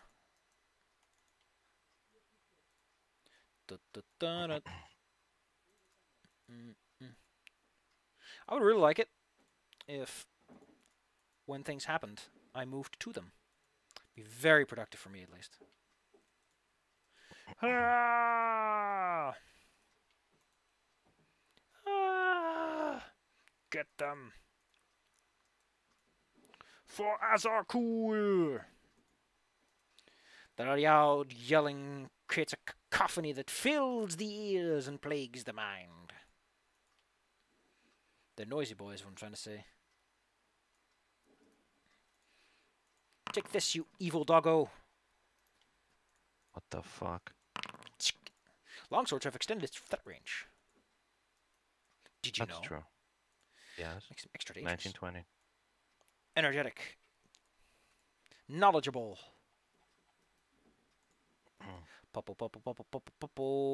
Goes at top speed through the tree line, which is difficult terrain in case you're wondering. Aramis is glad that he only took a little bit of damage. I don't have spells for these things. What's a sensible decision? Well, there's a lot of dudes coming from that direction. There's a, you know what? He's going to wait until that Hellhound's closer, and then he's going to make this big web hang inside of the valley, forcing the enemies onto the ridges. So he's going to wait a moment. Matthias, you can peel into the tree line. The wall ahead of you is non-corporeal. You can go through it, and you can see what's inside the trees. Why would I do that when I know my companions are gonna get their asses beat real fast? No. Oh, climb back. Hack that boy right there. You slide down, taking that momentum with you.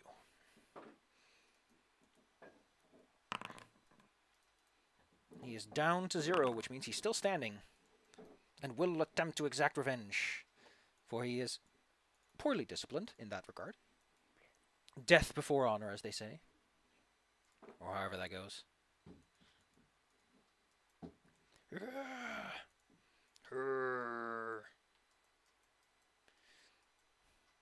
Gosh, where did he go? There he is.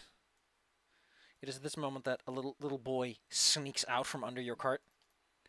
You don't know how long he's been there. The fuck? Where are you on the initiative list again? You're supposedly on it. No.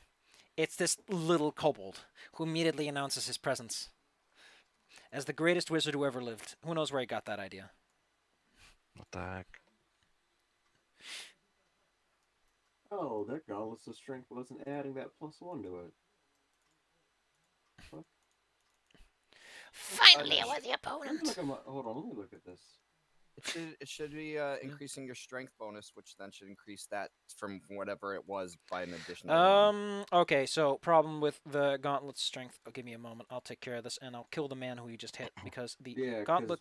Mine shows 1d10 +4, but my +2 enhancement and my strength isn't applied, because the items, as I mentioned, not all items have their thing applied as they should. Here you go. Let me check that then. That means the guy... like, we're not hitting as hard enough right now. The guy you just whacked is gone. Because he's -1 now. Anyway, a little energetic little boy comes out. and he casts a magnificent spell that will inspire Irmas for generations to come. He conjures a massive wall of stone. Impressive for how small he is. Yes, the heck indeed. Pachum. In the background, a man swoops his way over, ready to strike.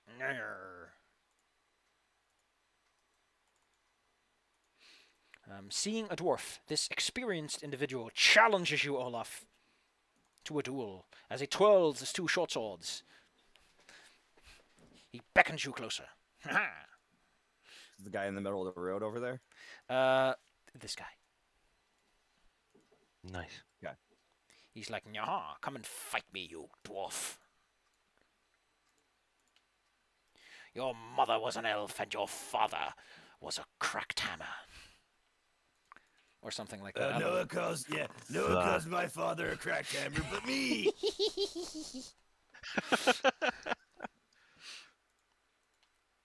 Chi-Chi's like, "Oh no. This is fantastic. Oh no, I'm surrounded. Do I have magic for this? Probably, but I don't want to set the forest on fire." They have the ring with lightning, I think. Oh yeah, sure. That seems like a good idea. They move back a little bit and bestow 1d6 damage. Ow! That's 2 damage. That's 1, not 2. Thank you. They're covered in electric goop that zaps them. This dwarf is suddenly confronted with a large stone wall. He doesn't know what to do with it. He thinks for a moment. Dwarf? Olaf. No, there's a hobgoblin like running up to the wall going. "Hurr." Can't get to the I guy who thought challenged me dwarves are up. quite yet, so instead I will head over here. Don't forget that haste increases your base speed, right? Yeah, you get +10. Yeah, So you actually could charge 60 feet. I'm not doing that. That's dangerous. Did you know? Oh my it gosh. is Cool. Olaf is gonna do that thing where he uses Harden for like 6 turns. Oh no, I'm attacking the normal guy first. What normal Hey, guy? I'm coming. Getting through your men first.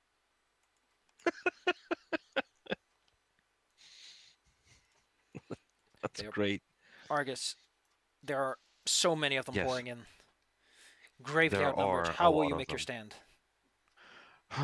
Let's take a look. Do I have a spell that might help here? I suppose there is this spell that might help us. Let's see if that works. Okay, it doesn't roll it, but fair enough. Oh, excuse me, it did roll. Would you delete the extra one? Who that doth would thou be 5. targeteth? The range is 100 feet, so I suppose the ones attacking the horse. So let me target this one, this one, this one Argus, it and these targets 2. one creature. per level. No, it literally says one humanoid creature. Oh, is you really? Oh, if it's just one, never mind. Hold on. For whatever reason, thinking- I thought it was. So no, so you're Oh. thinking you're thinking 5th ed to do that. In 3.5, you need mass hold person, which is a different spell. What I might have looked at as duration because it's set per level. For some reason, To be fair, yeah, everything else scales with level, yes. Yeah, sorry. In that case, don't suppose I'm going to cast a spell, but I am going to attack. Aww. And that would be an attack on this fellow. Make sure you add. Actually, I'm just going to use a full action. Make sure you add that spell slot back. Don't forget, Argus, if you completely I did, destroy him, yes. you can take a 5-foot step and attack anyone else. So go ahead. Okay. Let's try this. That's the one. That makes one less hobgoblin, so you can scoot on over. Okay. Fair enough. And then I'm going to attack the other one. What other one? The one next to it. I don't think you understand the comedic timing. What other one? Oh, Yeah. okay, yeah. You Sorry. You cleaved him in twain with your claws. Okay. Yeah. Wait, hold on. Does this mean that all of my claw attacks are basically doubled, or does it mean that I only get one extra one? At You the get end of one extra one on top of everything else. it? Fair enough. That makes sense. It's not quite as useful for natural weapons because it's not meant for natural weapons. That's fair enough. This guy sees I mean, these guys are dead now. This guy sees a powerful wizard and does the logical thing of trying to kill him. The last time we've seen a kobold was when we freed those prisoners from a vampire. Remember? Yee. Is that the one we saved? No, this is a different one. Or at the very least, he's gotten very fashionable in a very short period of time. Does that hit them? Behind the wall are many angry. No. Goblins, kobolds are fast, nimble, small. So 13 won't hit him. Especially one that loudly yells and declares things. Aramis is like, oh shit, that wolf's coming right for me. As he said, he is going to cast that web spell. That'll keep him busy. Keep him busy, keep him busy, keep him busy. It might hit our buddies. How about you leave the mathematics to him? Yep. Okay. Here you go. That's a web. That'll do. That'll do, boy. That'll do. There. Actually, I got a better idea. Solid. Great. Actually, no. This is a template kind of situation, ain't it? I'm dumb.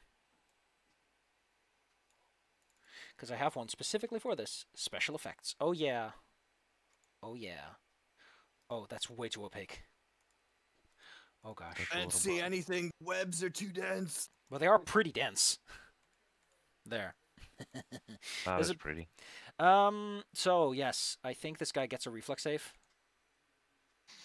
I need to remember to use the top bar because it's super useful. There we go. Bam. Nope. He is caught in webbing. He's like, oh, no. I wasn't ready for this one. Holy shit, Hermes, DC 18. You have a big brain. Then, however, despite his big brain, he gets bitten up by this dog man. Actually, how big is that cone? I think it's 15 feet. You know, we'll just go for it. He sprays some fire. Don't know why that's not in your quick bar, but we'll take care of that later. Did the dog pass its reflex save? He cast it after the dog went through because he was like, the dog will set it on fire and burn it all down instantly. That's the whole point of web. You light it on fire. Does a shit ton of damage. But he's a whale baby. He doesn't know. He's not that smart. Fire breath. Oh, it's a 10-foot cone nowadays. All right, he'll just give him a good old bite in the shins. Take that. I keep rolling ones. What a great day it is.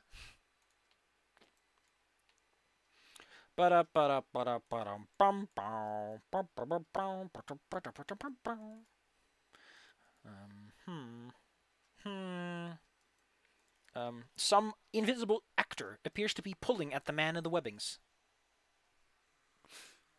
At least that's what Olaf can see, since he's close enough to see anything at all. This will effectively give him a bonus to his strength check if he tries to break out. The goblins are like, no, this wall cannot be.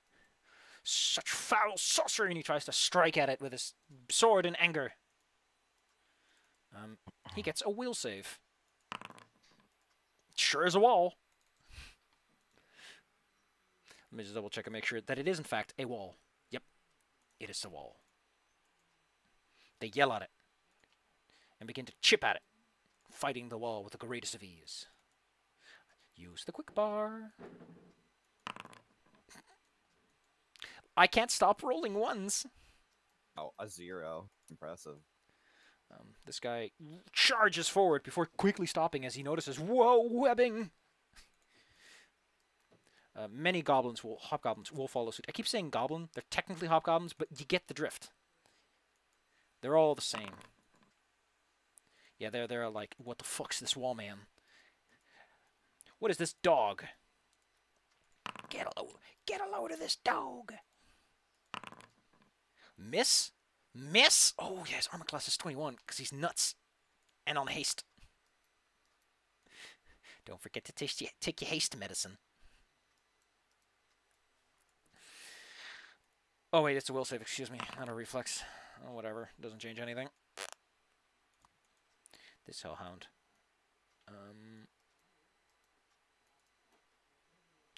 Good question. I think he's going to go for Argus. Uh-oh. You feeling Nope. lucky, punk? Apparently, yes. Ermus is nervous. There's a wolf here trying to bite him. He's like, no, go away, please. I'm too baby for this. I have no spells, not made of fire. How did I think this was a good idea? Shocking grasp? Didn't prepare any today. Oh. Well, you know what? He does have Magic Missile, which you will try to cast at Man in the Webs. This guy over here gets 2. So he goes down to negatives. Because he's like, no, wizard, your wall must remain. It's the one thing stopping all those guys who are very scary and will probably pour over us like a glass of water. I don't like water. Water scares him. Which guy is this? He is the Unholy. He's somewhere on this list. Where is he? Oh, he's at the bottom. That's why he couldn't find him. And then one, and that last one goes for the guy in the wall. Matthias, it's your turn. There we go. So there's a hellhound in front of Argus right now. Yeah. Okay. Also, if you round the cart, you'll see the other one that's probably going to breathe fire in your cart soon. Really? Oh, hold on. There's one on the web. There's one in front of whatever.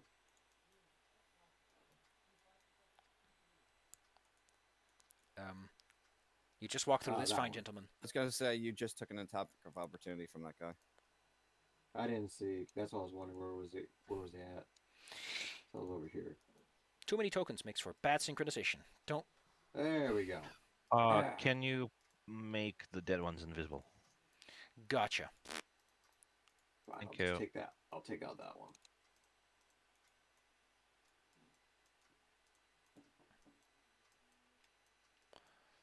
Swing, bada bada. Wow. Oh. A It 1. happens. There's That a lot of happens. 1s going around, and they're mostly for me. That's okay. I got full round. I'm good. The kobold is too busy declaring himself the greatest wizard that ever lived as he tries to climb on top of the horse. I don't think he has a ride skill, and this is the worst possible idea he can have. Horse is already freaking out. Yeah, it definitely is. And a goblin trying to climb it isn't helping. A kobold. I don't think anyone sees that, though. He's gonna get kicked into the forest. Gosh, I'm so stuck in this stuff. Just light it on fire, you whelps! Get me out before that dwarf gets the satisfaction. Oh gosh, all right, boss. I'll take out my little what's it called? Flint and steel. Unfortunately, he's a little bit hectic about this. He's like, oh man, I gotta light this on the go. Slowly, the webs Guys. begin to catch fire. Saves me from doing it because that's what I was gonna do. So Regulus like, this dog is almost dead. Nope. TG doesn't like her dog getting bullied, but she doesn't like these bad boys either. It's time for Call Lightning. What a great Wait, hold spell. on. How badly injured are they? Although the dog's not that bad off, man. Could be worse. They're going to zap the bully of her puppo. Sweet Jesus. There's that good roll. Yeah. This fine Channeling all the ones till now. libertarian argues the wall. Olaf, the webs catch fire in front of your eyes. What does that do again? Let me just pull that one up. 2d4 for every pile that someone's in. Poor guy. Poor guy. That's a decent roll. He's freed of the webs, but he's still smoldering and burning by the time you get to face him. He was going to ready a twin slash, but unfortunately, the webs interfered, making you have a clean approach if you want one. I do. Turn to him and be like, "Oh, please, I gotta go save my wizard."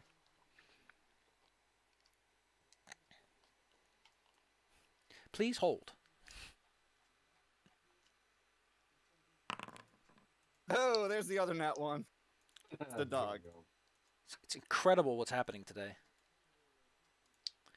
Argus, there's a dog. Yes. Bork. Yes. Well, I'm still holding its master in my hands, I suppose. So I think I'm going to finally try this thing out. Give me a second. There we go. Definitely. Yes, there is a corpse scenario that you can suck the juices out of. Well, considering I killed one, I assumed like I'm literally still holding on to them or something. Sure. That works for me. They would need to roll a will save. And Oh, they get a will save? Really? Gosh. yes, it doesn't just kill them. And I believe I actually... Did they beat this? Yes. Fair enough. I thought they would Well, just didn't work fucking out. kill them, considering that it's a touch attack. It's supposed to, but no, apparently they actually get a fucking save. I would honestly have preferred that this had like a segment of like it does damage if they succeed the saving throw, so you might still kill them anyway. That'd be a fix I would propose. You know what? Let's go for it. Roll me 1d... No, that's not going to kill him anyway. 1d4. Well, the dog gets an attack of opportunity because you're adjacent, so... Yes. Go ahead. Bite you in the tuchus. That misses. Luckily, you're made of metal and scales. Yes. And you're fucking Numi, as they call it. Yes. Yeah! Get that dwarf! They're all like encouraging him, like, yeah, you can do it. You can do it, boss. You can beat up up this door. These guys are all hacking at this wall with great resolution. They're like, come on, this wall can't stand forever. It's a kobold wall. Yeah, it's a kobold wall. A wall made by stupid, dumb kobolds. Correction. By one stupid kobold. However, they start to realize something's off. Which is to say that they start getting bonuses as they realize that their swords aren't quite touching the wall. Wait a minute. Bark boof. Oh, it's an illusion. Yep. Um, I thought it was wall of stone, but it really wasn't. yeah, unfortunately the kobold's not that cool.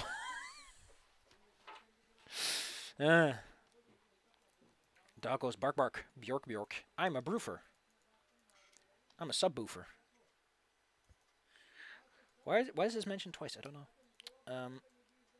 Wait, it's a DC 20. Excuse me while I make sure that the sheet isn't crack full of shit. DC 21, huh? I'm... Why? Wait, why does one say DC 13 and the other one DC 21? Yeah, that's what I'm thinking. We'll go with the 13 one because that's the one I got on file. I think... I wonder what that is. Maybe it's... Oh, I think I know what that is. It's including the Nessian Warhound variant, which is DC 21 and does the DD6. Okay.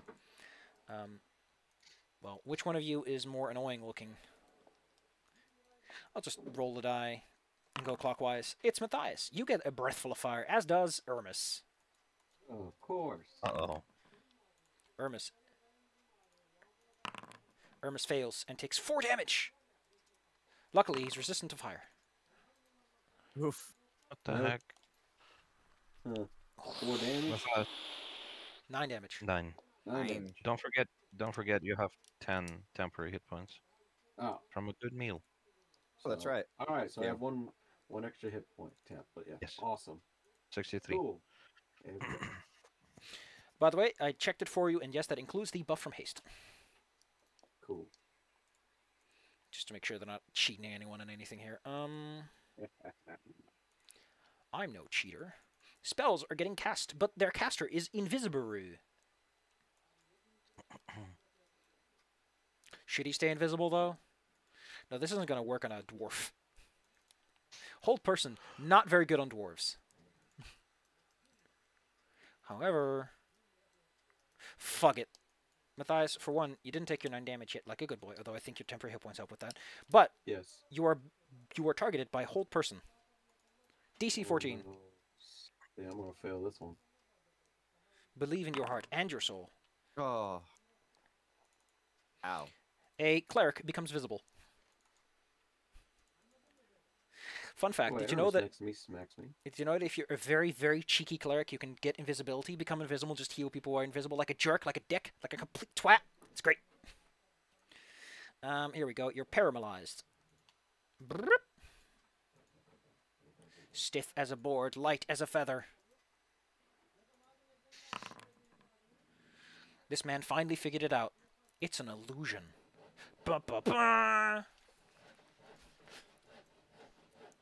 And charges through. His allies are like, "What? It's a what?" Just gonna play it safe here. Just listen. I'm a little nervous about this. He steps through carefully, sees a kobold. God dang it! I keep mixing them up. Don't worry about it. They're similar. This guy, seeing the fire and the spell work, is like, "We got him! We got him!" Runs forward towards you, Olaf. Sword held high. What a whiff. Clank. He suddenly realizes that steel is hard. Uh-oh. Does Olaf actually, like, pronounce that stuff? Clank. Clank. Hello? Mr. You're President? just gonna get in the way, but I'll take care of it in a minute. This guy is very much preoccupied with the doggo, but doggo bites him in the butt because he's like, paralyzed, gotta follow my training. Ow, my butt! I have training. I need to attack. Paralyze people. Unfortunately, he cannot take a coup de grace because that's a 4-round attack, but he can fucking swing at you. Here we go. Despite the fact that you were completely caramelized, I still think that doesn't hit. Yep. I think that because that's your flat-footed, right? Unfortunately, he stumbles too much and can't set himself up properly. Yeah, by the way, it accounts for everything in your stat block. Like, your AC is now 18. Your touch is 7. It's still pretty hard to hit you with a spell. This guy is going to move on over. You know, he's going to move on a little closer. And he's just going to set himself up for a swing. The wall is a fake. His mind is blown.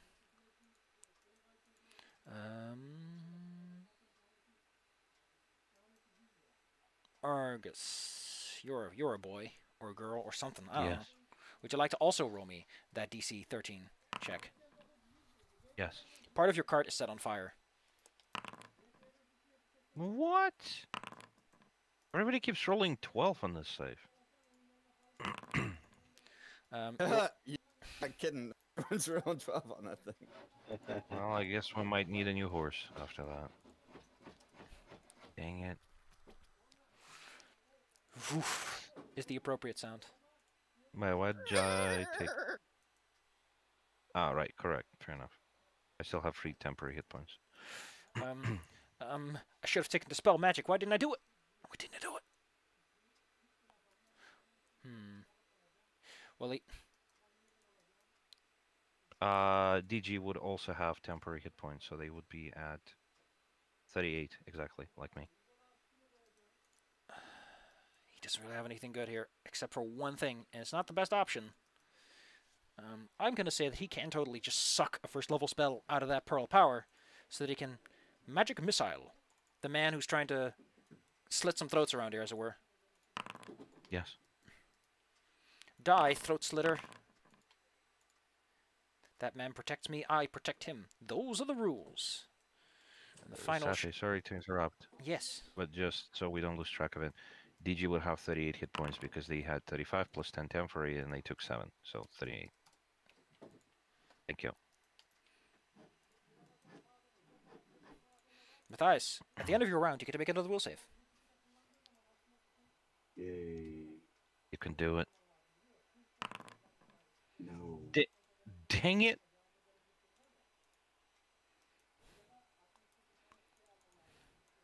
Get the dwarf. Get the dwarf with support fire. That's a great idea. Let's shoot him with arrows. No. They're basically going for volume here anyway, so. Pew pew pew pew pew. Just hit that big metal rock over there. That's it.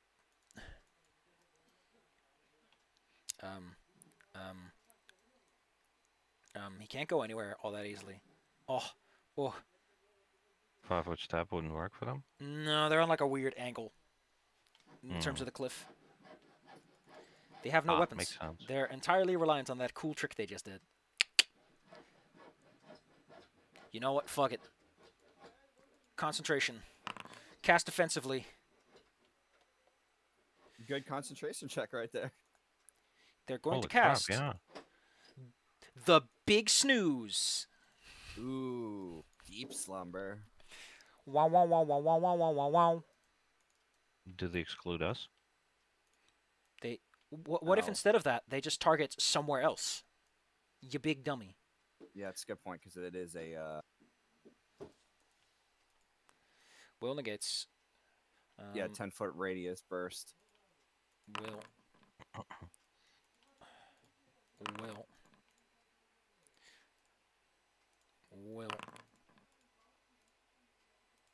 Unfortunately, that big wall of his. Oh gosh, so many fall unconscious from sleeping. The wall disappears because he needs to concentrate on it to keep it. Wait, was it concentration plus something else? I think it'll last a little while afterwards, right? Plus the rounds. Okay, cool. It's still around for a bit. Which one of these is unconscious? Dazzled, deaf, fear, pinned, paralyzed, sickened, helpless, exhausted, fatigued. None of these are unconscious. Great, cool. We'll take care of that in a minute. Ulfa. The fast, the speedy, the swift. Noom's over. And he, Olaf holds strong. similar to Olaf, is quite a competent swordsman. Whoop, whoop, whoop. Look at that. Specialization. Delightful. Finally made it to me. Save me the trouble. This guy is not attacking you for damage. He's trying to get that AC 10 plus 2 for his boss, you know? Still doesn't do. Like they're trying to set their boss up for something. It tickles. Gigi can call on lightning. Doggo is still in trouble. Doggo gets the lightning save. That's just how the cookie crumbles. It is a delightful 3d6. Whatever he makes it or not, he's down. That's all I care about.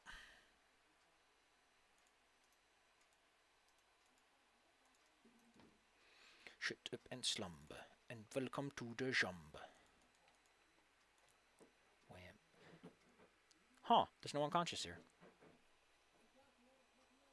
How strange. I think just helpless will work then, huh? Oh, the dog attacks. Dog's gonna get this guy who's trying to set up his boss. Jump. Well, I think he gets the full round attack, so he gets to make it twice. That dog's getting better at goblin slaying by the day. Olaf. Good job, dog. Bark. Take a full round attack against the guy that challenged him to a duel. Holy crap. Does this mean 3 attacks? Oh boy, yeah. That makes 3. First one missed, but just soften them up for the next 2. His swift blade work keeps you guessing. But that last one brings him to -10, so he's just straight up dead. Yeah. Not even Holy a shit. no. Olaf will look down at the guy and goes, and look at all the rest of the goblins, and they'll just be like, Who's next? Hell. You want to roll me some intimidate? sure. Because they don't have a guy who they can be set up with in terms of attacks. It's like,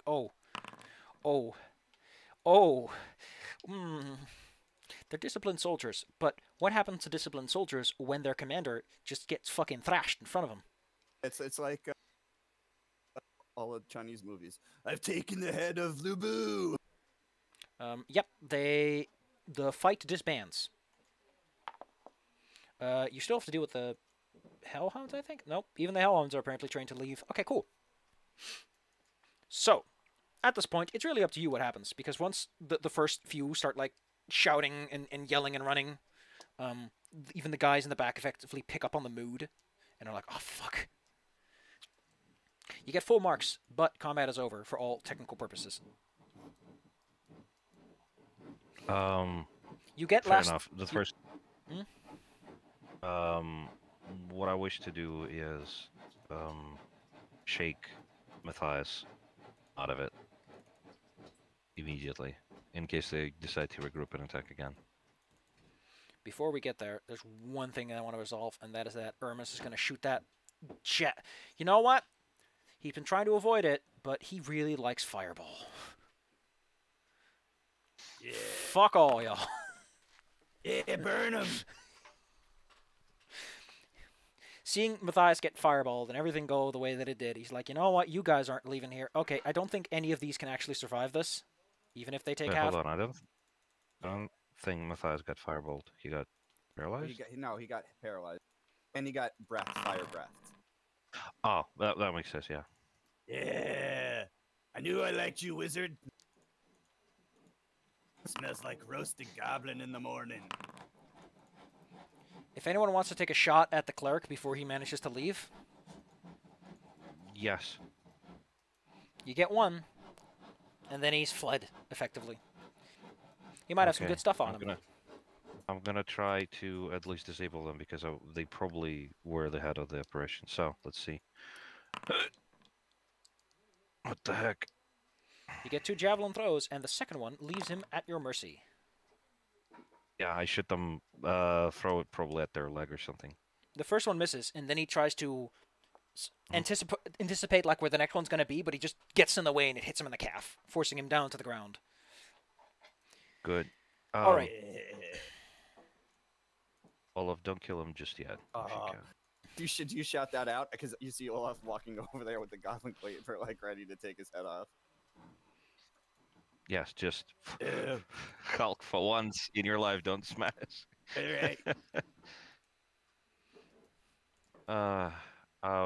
We should interrogate them, then you can kill them probably. I try to be level-headed in this one. Matthias recovers at some point is- in the near future, so Is Matthias okay?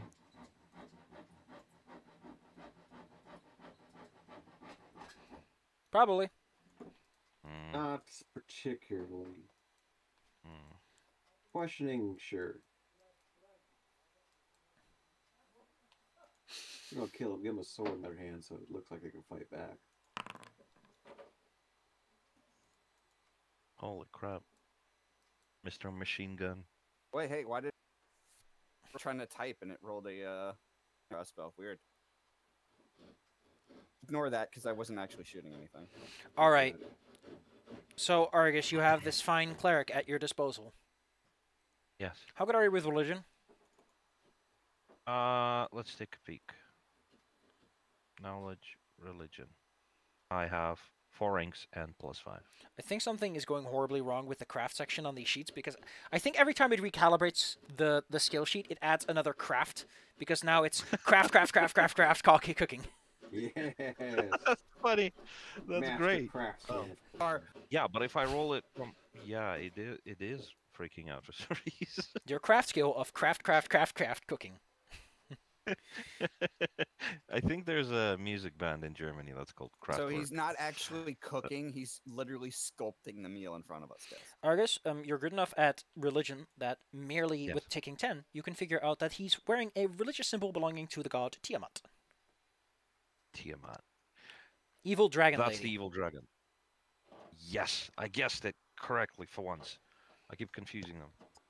Okay, I'm going to pull it off of them because I don't want them to accidentally manage to cast anything.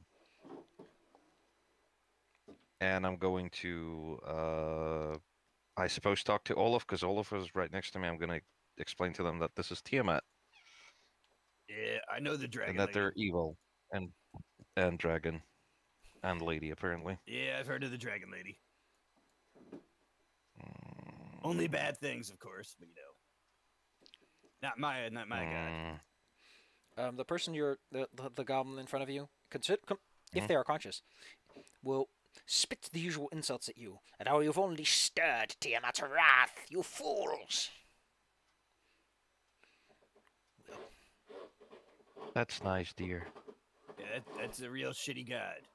See, my god grants me victory in battle, and then I get to feast and drink afterwards. That's a real god. Oh my god. You're not trying to convert them, are you? Jesus, get out of here. I would like to, if nobody has any suggestions, and if you do, please do tell me. I'd like to. I assume they understand common. How smart are these? Is this particular guy? Gosh, that's the wrong entry. Congratulations, me. You guys heard Olaf like gutturally like talk to him in Goblin. Probably don't know what he said, but yeah. He is. Well, if you're translating. Yep. If He you're speaks. He translating speaks for it. common. Don't worry. Okay, fair enough. In that case, I'm going to ask him what exactly is going on with this whole like goblin migration. Why are goblins suddenly attacking everybody? I know that you've asked the question, Basically. but lots of noise is happening on my end. Sorry. I would No, like I to hear you. ask I hear you, and I know your question. It's just that I don't like talking when there's loud noises because it distracts me and breaks my concentration. That's fair enough. What you get as an answer is, well, they're basically saying what you would expect from an individual like this, that Tiamat has issued the calling, and all goblin kind shall answer, and soon the horde shall flood this land and burn all. We will eat your halflings, we will slay your dwarves, and impale your humans on spikes for the cities. I mean, honestly, you can have the halflings. They gave you a vegetable, and this is what you do to them. Well, I mean, that's fair enough, but like... Hey, I warned him. For the purpose of it. Yeah. Because they ignored our warnings about the goblins. Ha! I may not be the chosen of Tiamat, but the power of those who are is far greater than mine. What hope have ye, if I am a challenge?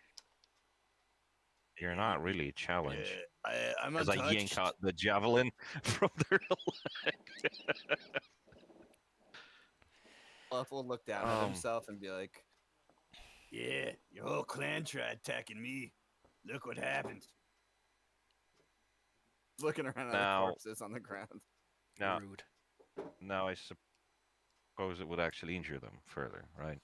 I think. Is there anything else you would like to ask of this individual? Do you guys have ideas? I'm kind of stumped here. We've asked what the purpose is. The Tiamat is apparently behind that. I suppose we could ask for. They probably use some sort of signs or markings or whatever to indicate where they have ambushes and such. That would be probably a practical thing to ask about. Just letting you do the talking. also, how he's many just of sitting them? There, his axe. Okay, fair enough. And I suppose ask how many of them are in the area in general. He'll give you a far funner number, which is that the army they have gathered measures in thousands. Lots of Oh, ears to you have a lot collect of- then. You have your work cut out for you, literally. They are not just mere goblins. They are the chosen of Tiamat. They number dragons and ogres. The Red Hand will rise, and your pitiful attempt to stop us shall be nothing. I shall watch from hell. Yep. Oh, okay, fair enough. And I guess I'm gonna tell Olaf, like, not to him. Yeah, exactly. Well, Cut his say head off. hello to Dragon Lady for me. Basically, what I wanted to do is basically initially just let them go, maybe, because they've given somewhat truthful answers. But since they said they don't need to be alive to watch what's gonna happen, then. Okay, gotcha. Olaf finishes them and then starts walking around to the corpses and remembering what he was told, starts chopping off the right ear off every goblin. Okay. In the meantime, I need to count how many bodies you actually have managed to gather. It's important. As for the god damn it, why is he called a regular? Okay, because I You duplicated. have also mentioned that apparently full rewards. What works? Ooh, full rewards, I'm saying. What the fuck does that mean? For winning the fight rather than half for Yeah, not you get killing, full I marks think. for all the goblins. You've routed them successfully, and they're not gonna bother you again. Not Gotcha. without a new army. Well, that's fair enough. On this fine gentleman, you find labeled bottles of cure light wounds. 2. You find a scroll and another scroll, which, because Argus, you are a divine caster, you can identify it with ease. These are scriptures that conjure a spiritual weapon, and scriptures that conjure a monster of sorts. Ooh. I can do both of those. Now, just for the sake of reference, I don't need to learn these because they are already on my list. No, so you can just use them. Right, fair enough. Could you identify them in the cart? Because they're still marked as just scroll. Excuse me. Thank He also you. has a +1 banded mail, which your polite friend will identify. I'm just including the magical stuff. Mhm. So you don't bother too much with all the mundane equipment that just weighs you down. The big guy had several potions of cure moderate wounds, 3 of them. 2 magic short swords. Oh, it just takes all of them. And a +3 strength composite bow that's worth something, I guess. All these little goons also had a cure light wounds potion bottle, but they all shattered because they're goons and idiots, and they stumbled and broke them on the way down. Gosh. That's my excuse. Matthias, how good is your composite bow? +3 Is it? It's +3 already. Okay. Digi might want this one, and we could trade the force javelins. DG has a -1 strength score. Yeah. Oh yeah. They fair shouldn't enough. even be using the force javelin. Seriously, I don't know what the I mean, fuck they- they're thinking. I don't know. I thought they could appreciate it, and plus that would be extra javelins. Wanted something to laugh at. Real question: Yeah. why is he using a +1 composite longbow if he has a -1 strength? But I'm talking about DG. DG has a master composite longbow +1. Well, I you guess know, Yeah, because they picked it up very early. That's right. It's not a strength one. Okay, never mind. well, I think it still applies in some fashion. Yeah. Actually. You need a minimum strength. Also, to use a Safi, composite. the last scroll is still just a scroll. If you give me a moment, I can sort this out. Mhm. Oh yeah, that one. Thank you.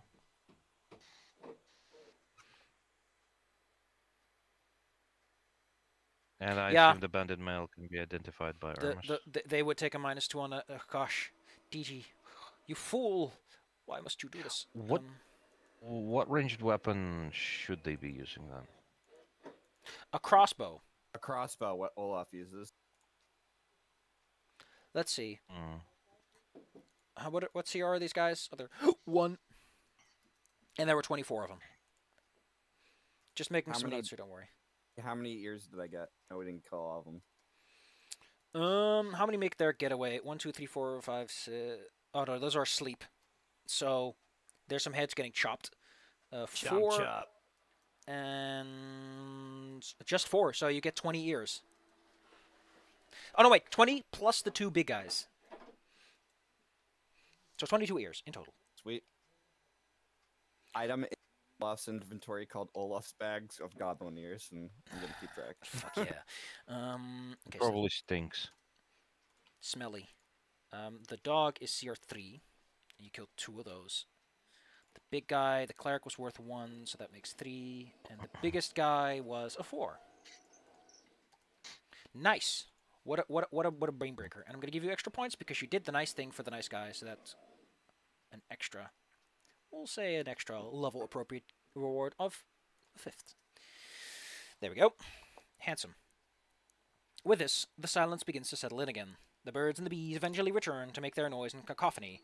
Although, to be fair, it is constantly interrupted by the kobold loudly declaring that it is the greatest and most powerful of all magicians. Speaking of, Where did Olaf the just kobold come from? Olaf looks over at Aramis and he's like affronted by someone else calling him the greatest magician ever. Well, I mean, that wall was pretty impressive, right? Until he realized that people can just walk through it. Kind of killed it. I mean, I thought it was a real wall, so.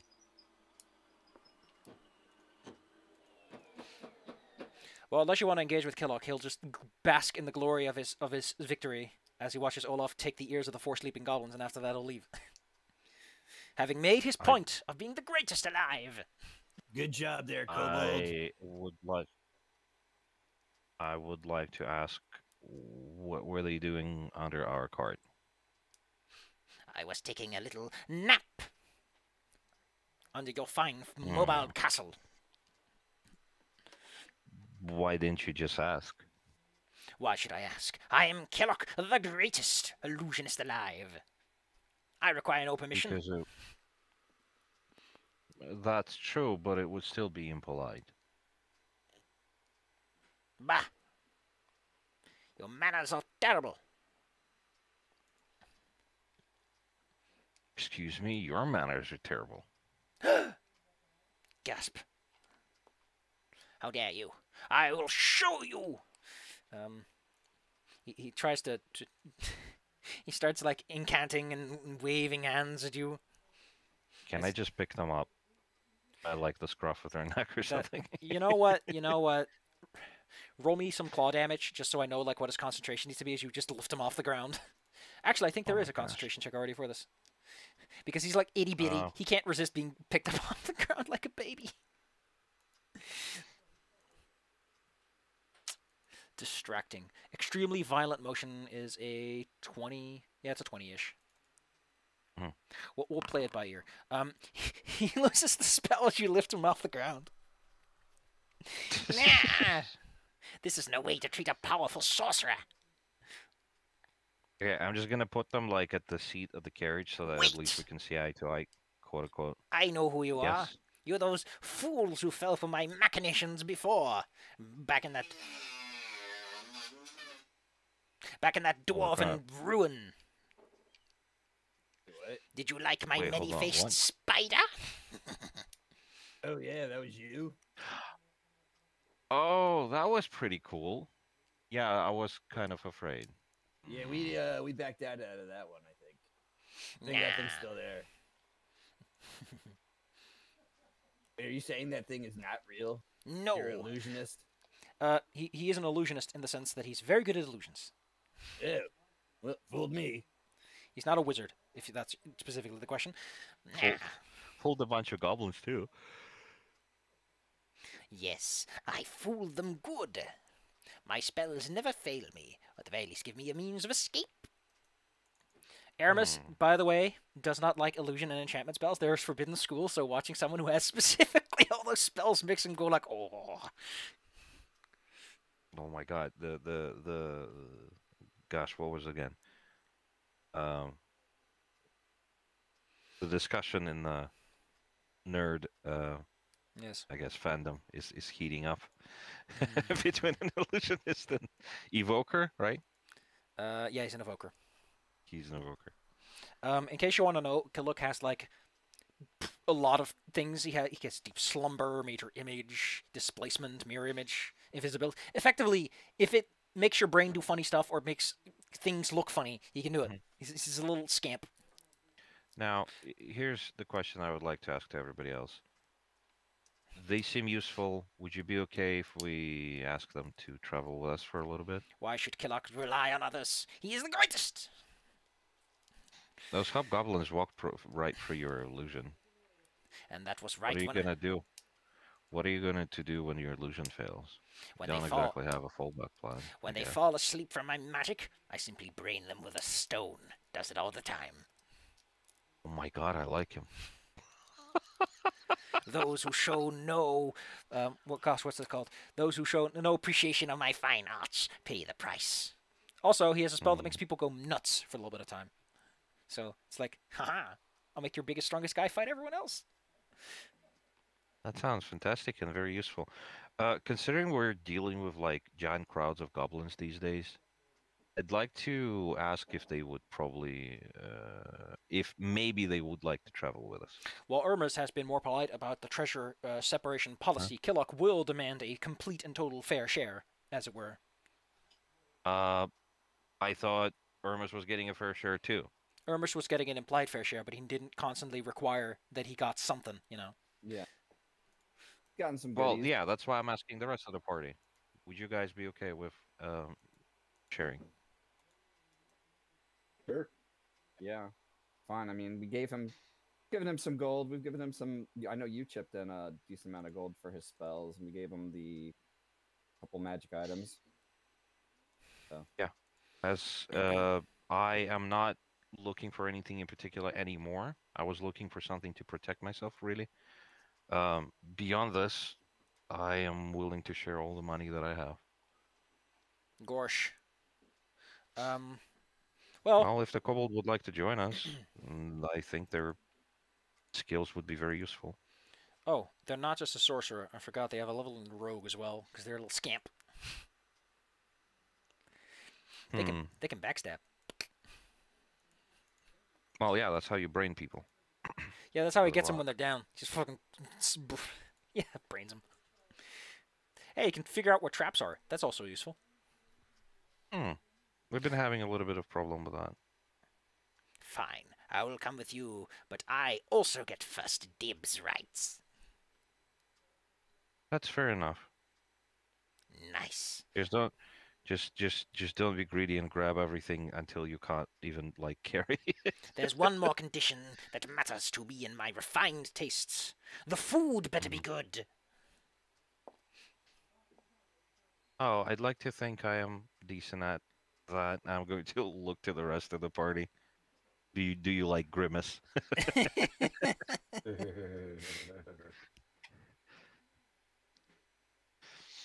Very well. Before we Oh, continue, I'd like to think that I cook well. Yes. Sorry. he immediately exacts ahead. his right to take a weapon, because he immediately snatches one of those short swords so that he has a melee weapon. Good. Smart, at least. There. If I'm going to join up on adventures I don't want to be a part of, I at the very least require a weapon to fight with. Because this is like, this is not as you will learn over time in passive conversation, his usual spiel is that he just goes places, fucks with people, and makes money and food that way. He doesn't do the whole fighting business, as it were. Adventuring ain't his style. That's so it's fair like, enough. That's fair enough. And I suppose, like, if they wish to leave, leaving is fine because the party is a little bloated, I think. He'll be sticking in the background, like when you need him, you can call him, but otherwise he's going to be big and lazy about it. That's fair enough. Listen, he's a scammer artist. He's not going to be like that about it. That's fair enough, but, you know, maybe they'll grow out of it. Well then, where are we going? Where do our fortunes lie? Drellin's Ferry. Oh, I would also like to ask them not to, like, get the party into trouble with their antics. Since they're getting, like, a fair share, there's no need for them to fuck with people. He squints at you, detests it. Blech. Fine. You could rob and steal and scam as many goblins as you want. Magnificent. That I will find them. Now then. At this point, how about we call the session with you guys arriving at Drellin's Ferry? It's a nice ending point. Arriving at town. Is the city safe?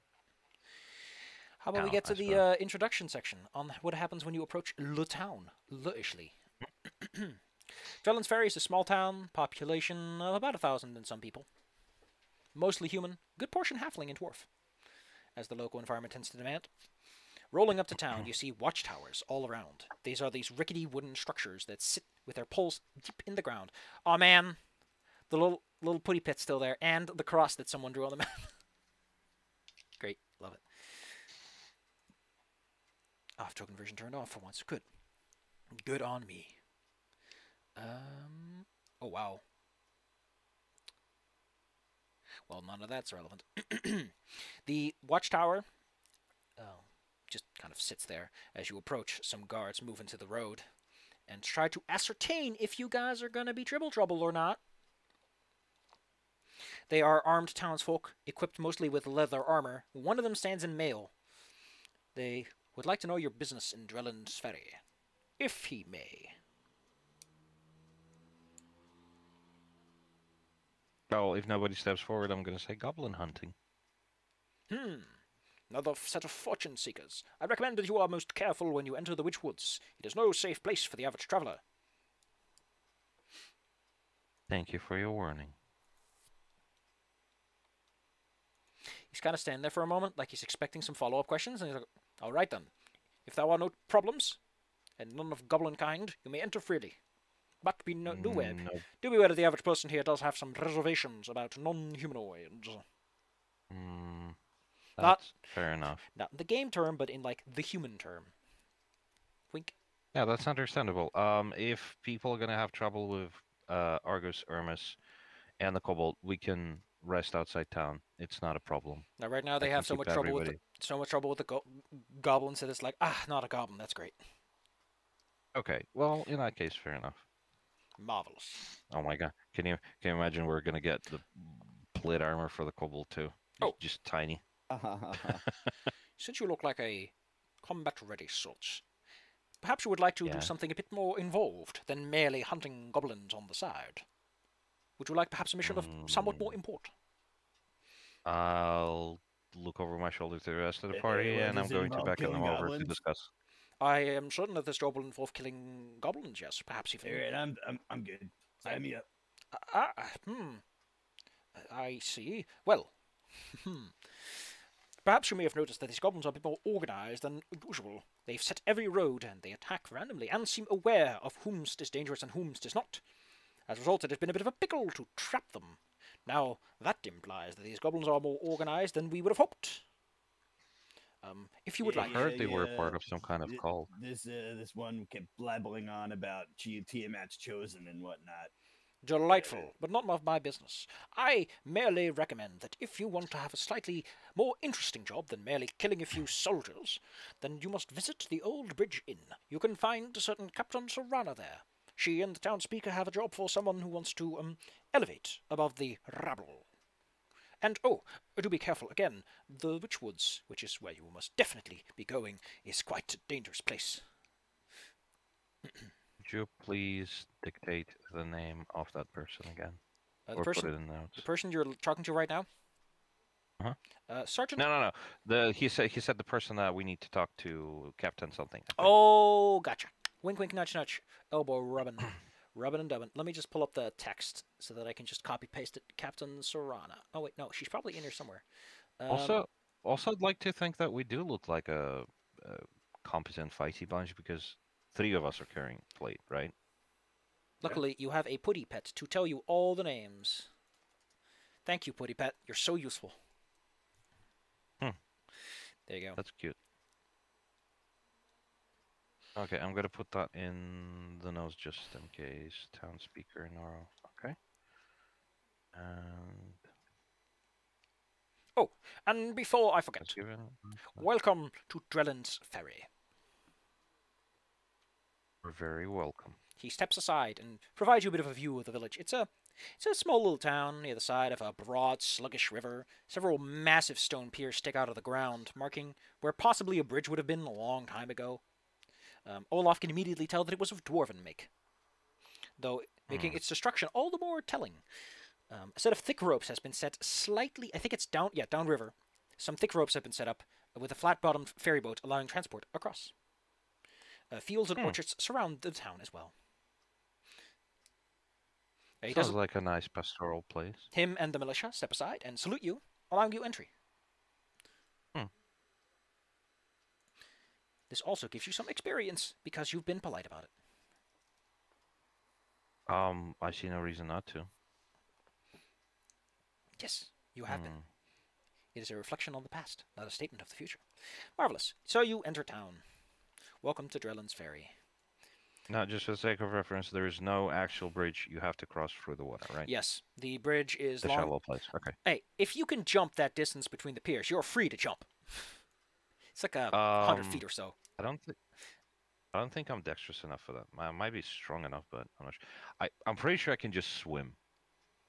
You know what? I'm gonna grab up the skill list. And I'm just gonna see how much jump would it take to make that. Keep in mind you're wearing plate now, so you're taking hits to that. -8. Yeah. So the long jump DC is equal to the distance. So that's fucking nuts. And the jump spell gives you a +30 at 9th. I mean, Oh crap. if you got a little help. Oh wait. If you got a little help, let's see. You can move up to your max speed. You took. Okay. Oh, if your speed is greater every 10 feet. So if you get some haste and you get a jump spell and you get some fancy stuff, I'm pretty sure that if you tried hard enough, you could probably make 100 feet jump and jump across. I can jump a building in a single bound. Unfortunately, I don't think I'm going to be faster than a locomotive, though. Actually, if you can jump 100 feet, yes, you could leap a 2-story building in a single bound. Wouldn't recommend It's it, a but you can plane. do it. It's a bird. No, it's Argus falling out of the fucking sky. It does not guarantee that you will land safely. Splat! Yeah, that's exactly the thing. That's what immediately sold me on Morrowind when it came out in like 2003 Actually, or something. you can survive it if you cast the spell again right before impact. That's fair enough. That makes sense. It's still amusing. I still like the boots of blind movement. These are great. Argus falling out of the sky. It's like, hey guys, I would appreciate some assistance because I can't fly. Oh. I have only 2 unbroken bones. Let's go. Only 2 unbroken. A human body has 200 and something bones in it. A lizard with a longer tail means there's probably more vertebrae in the spine and in the neck, so it's even more bones. All right. Point is, you're in a beautiful, lovely little town that seems mostly untouched by the quarrels that surround it. There's a bit of blood on the edges of the map, which is kind of strange. But let's assume that's like apple juice. That's or not. like Yeah, cider. that's just like wear and tear, some paper, or the tankard spilled. Point is, Or jam. there's kids all around having a good old time. You can rest and relax here, meet up with some of the locals, whatever you want to do. Although I think Olaf's just going to be like, dwarf, fight goblin. A cart carrying fruit has crashed next to Elser River. Created jam. So what it is as possible. If you want to, we can just immediately go to the part where you meet up with the townspeoker and get that all settled. I suppose so. Or you can bum around town and see who's around on this half. Excuse me, I conjugated that incorrectly. Have been directions to there.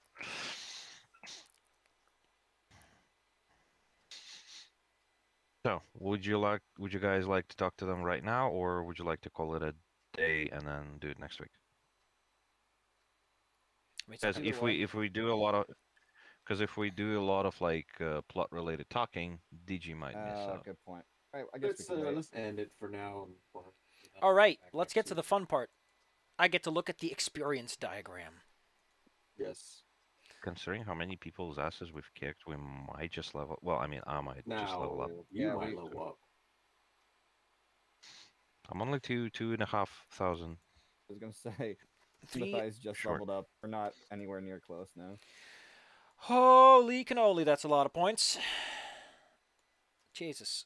I am going to divide this by 6 because you did technically get a bunch of help. And that help did That's true. Without that guy, you would be Which down a level horse. is the kobold? He's like 7th. Wait, is our horse still alive, by the way? The horse is still alive, and the kobold is like 7th level. He's one of the few who managed to survive being a twat for this long. My God, I mean, that takes talent. Man, he luck mostly. created a spider we thought was all real, and we ran and towered from it. Yeah, that was fucking scary. But that's just how the evolution of tricksters works. Is the ones that trick you are probably the ones that's managed to get good in the first place. Or something in that direction. Anyway, let me keep calculating points for you. Okay, this is where things get funny. Because there's 500 for you, and there's this many for Argus and Ermis. I guess he's going to get points now that he's... Fuck. I got to keep track for him to... Great, thank you. Love it. Hate it. I'll take... You know what? I'll just play it by ear. Let's move on. I don't keep track of everyone's experience points. Ermis is fine because he's like a permanent fixture. He practically comes with the Now- furniture nowadays. Just for the sake of reference, when I was playing a sorcerer at one point in the past, I haven't even heard about like sorcery points and other stuff. And then apparently every person that I've played with who was playing a sorcerer had like sorcery points and such. Where did that come from? Down 3.5. You might have spell No, points. I meant in 5e. Yeah, that's what some sorcerers do. They reason. get Yeah. spell points. Yeah. Points. Yeah. The point of being a But sorcerer, yeah. when I was playing a sorcerer, I didn't like even see the mention of points anywhere. I'm feeling like I Wow. jumped dimensions or something. Yeah, dude, where like, you yeah, I had know it's You weird. had to pick certain abilities. Like you had to pick if you had Argus. a double spell or like stuff like that. Argus, there's a whole fucking section on your class On table your- that is yeah, sorcery like, points. At level I- 1, you need to pick like. No, you no, no. gotta Have like twin cast and shit You like get that, sorcery too. points at 2nd level, which means you don't get Yeah. meta magic until then. But Safi, out Yeah. of the abyss, I don't remember ever using. Were you even a sorcerer? I was a sorcerer. That's how I got my wings at like level whatever. Oh, you were. Because I picked the draconic sorcerer. Maybe that one doesn't get. You know what? I'm gonna stand behind Angry's comment that people don't care about other people's characters because I should have noticed that, considering that I consider myself a brain boy. You should have noticed that I don't have points or I something. should have noticed that you weren't using your points. 900. This is 5. So CR. Okay, 6, 5, 112. Okay, cool. Got the numbers. Let's crunch them. This plus this plus this plus this. No, what the?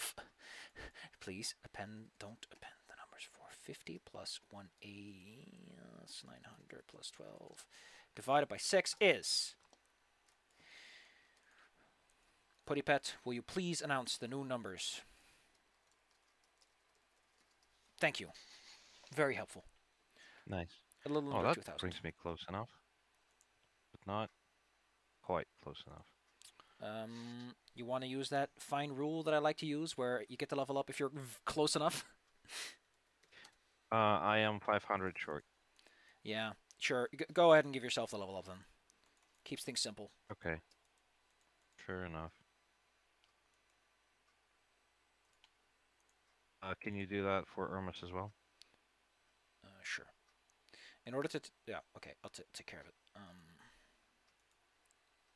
You got to be a 6th level wizard. I'm so special. Whoa. I get to learn more spells. What else does he get? Oh, he gets a feat. He gets feeties. Oh, he gets some slots. That's All always right, nice. I'll take All 4. right. It's It average. just automatically rolled it. It automatically rolls it now that's fair when you enough. level up. Something they upgraded with Foundry. But what's with Foundry? No, so it's just I noticed that last time we leveled up that it automatically rolls your hit points as soon as you hit the. Okay, Ermis, everyone. Hey, you did it! Yes! Hey, It's 2 instead it's of more 1. than one. I Broke can't- the. That's broke that the period curse. of health. That's the period of health helping. It's giving him a little kiss on the cheek. Yes. Gosh. I think I was gonna give him something else, but I forgot what it was. Whatever. He gets 8 skill points per level. Oh, you champ. What would he get up to snuff? Nobility, geography, planes, history, local. Let's get him some religion. And some, that'll take care of everything. He gets a feat. What am I gonna get him? I don't know. Oh, he doesn't get a feat. What? Whatever. Since I'm level 4 cleric, does this mean I get access to level... Oh, wait, no, it's going to be at level 5. Never mind, sorry. Hey, but you get some slots. I do get some slots, I believe. You get Let 2. me You double get check 1 on myself. every level. 1 of every level slot. And your BAB goes up. And your saves go up. What more would you want? Look at how good... Look, just patting you down. Look at how pretty you are now. I am pretty. I am wearing nice armor. To be fair, Mithril is I implied to assume be... the helmet... I assume the helmet is pretty. In Pathfinder, it's implied that Mithril is a non-stick. So, yeah, it probably stays clean very easily. Yeah. That's still a detail that I love about Pathfinder. It's one of the few things that makes me go, "Well, that's pretty neat," is that the pots that are made of mithril are implied to be non-stick. One more level. Okay. One more level, Mr. Cleric. Yes. What do you even get then? Prayer. Oh, prayer is a good one, though. That is one of those killer spells. Oof. Yes. But I will only get one. Oh, yeah. Not too bad. Well, you also get your bonus domain slot. That is correct. And also, prayer is a great way to turn things your way. What are your schools of fate and death? Let's take a look, see what the spells are for that level. At third, you'd get bestow curse. Ooh, that's pretty good. And animate dead. Yes. Seriously, don't underestimate bestow curse. You have to touch them, but you can always cast ahead of time, then move over, then touch them. It's a -6 to a score, -4 to pretty much everything they roll, or a 50% chance to take no action. Don't underestimate that. You can make someone's day really bad with that. If we ever run into an enemy that Olaf will not be able to just basically annihilate in one turn, I will definitely keep that handy. Also, a great use is to cast it on someone who you think is going to be a recurring villain because the effect is permanent. That's funny, but they can cure it, right? They can use remove curse, break enchantment, the usual stuff. But the thing is, if they can't access that kind of magic, they're stuck with it. That's true, but the hobgoblins had the cleric. Yeah, but he can't now, cast. So. Can he cast? I think remove curse is more than a second level spell, though. Since they only had 9 hit points or less. Yeah. They probably aren't very high level. But these are just mooks attacking people on the road. My flat-footed AC is 28. Even your flat-footed AC is 28. It's insane. Although to be fair, as of right now, he is. Oh no, even if without haste, that doesn't apply. Wow. With haste, it would be 29. Wait, no, it would be 28 flat-footed and regular 29. Oh, okay. So don't forget, by the way, he has uncanny dodge from the fate domain, I think. So he doesn't lose his dex on that either. Yes. You naughty boy. My touch AC is pretty crap, though, unfortunately. But that's okay. Yeah, that's. Rogues are the ones where the touch AC gets any better than nothing. Let me take less than haste off my guy before I forget. I'm not. If you just press on rest, it'll remove it automatically. Oh, okay. Next time. Because it just assumes 8 hours have passed and it just kind of gets rid of all the effects. Next time in town. The gang will learn things. The gang might fight some hobgoblins. I might see the true scope of things and affairs. Or maybe it's all just nothing and I was lying all along. Oh, I'm such a jokester. It's fine. Now, I'm going to roll something in advance just so you can keep track of your temporary hit points and all that stuff. Plus, I put 1 extra point into it. Click. Click. Hermes has 18 hit points now. Not even getting that. Okay. Unfortunately, it's passable. You didn't use that vegetable right and mixed it with the wrong spices, and it just tastes of disappointment and depression. Yeah, I don't think those. I don't think those halflings did that fruit right. Or maybe it rots faster than you thought. Ugh.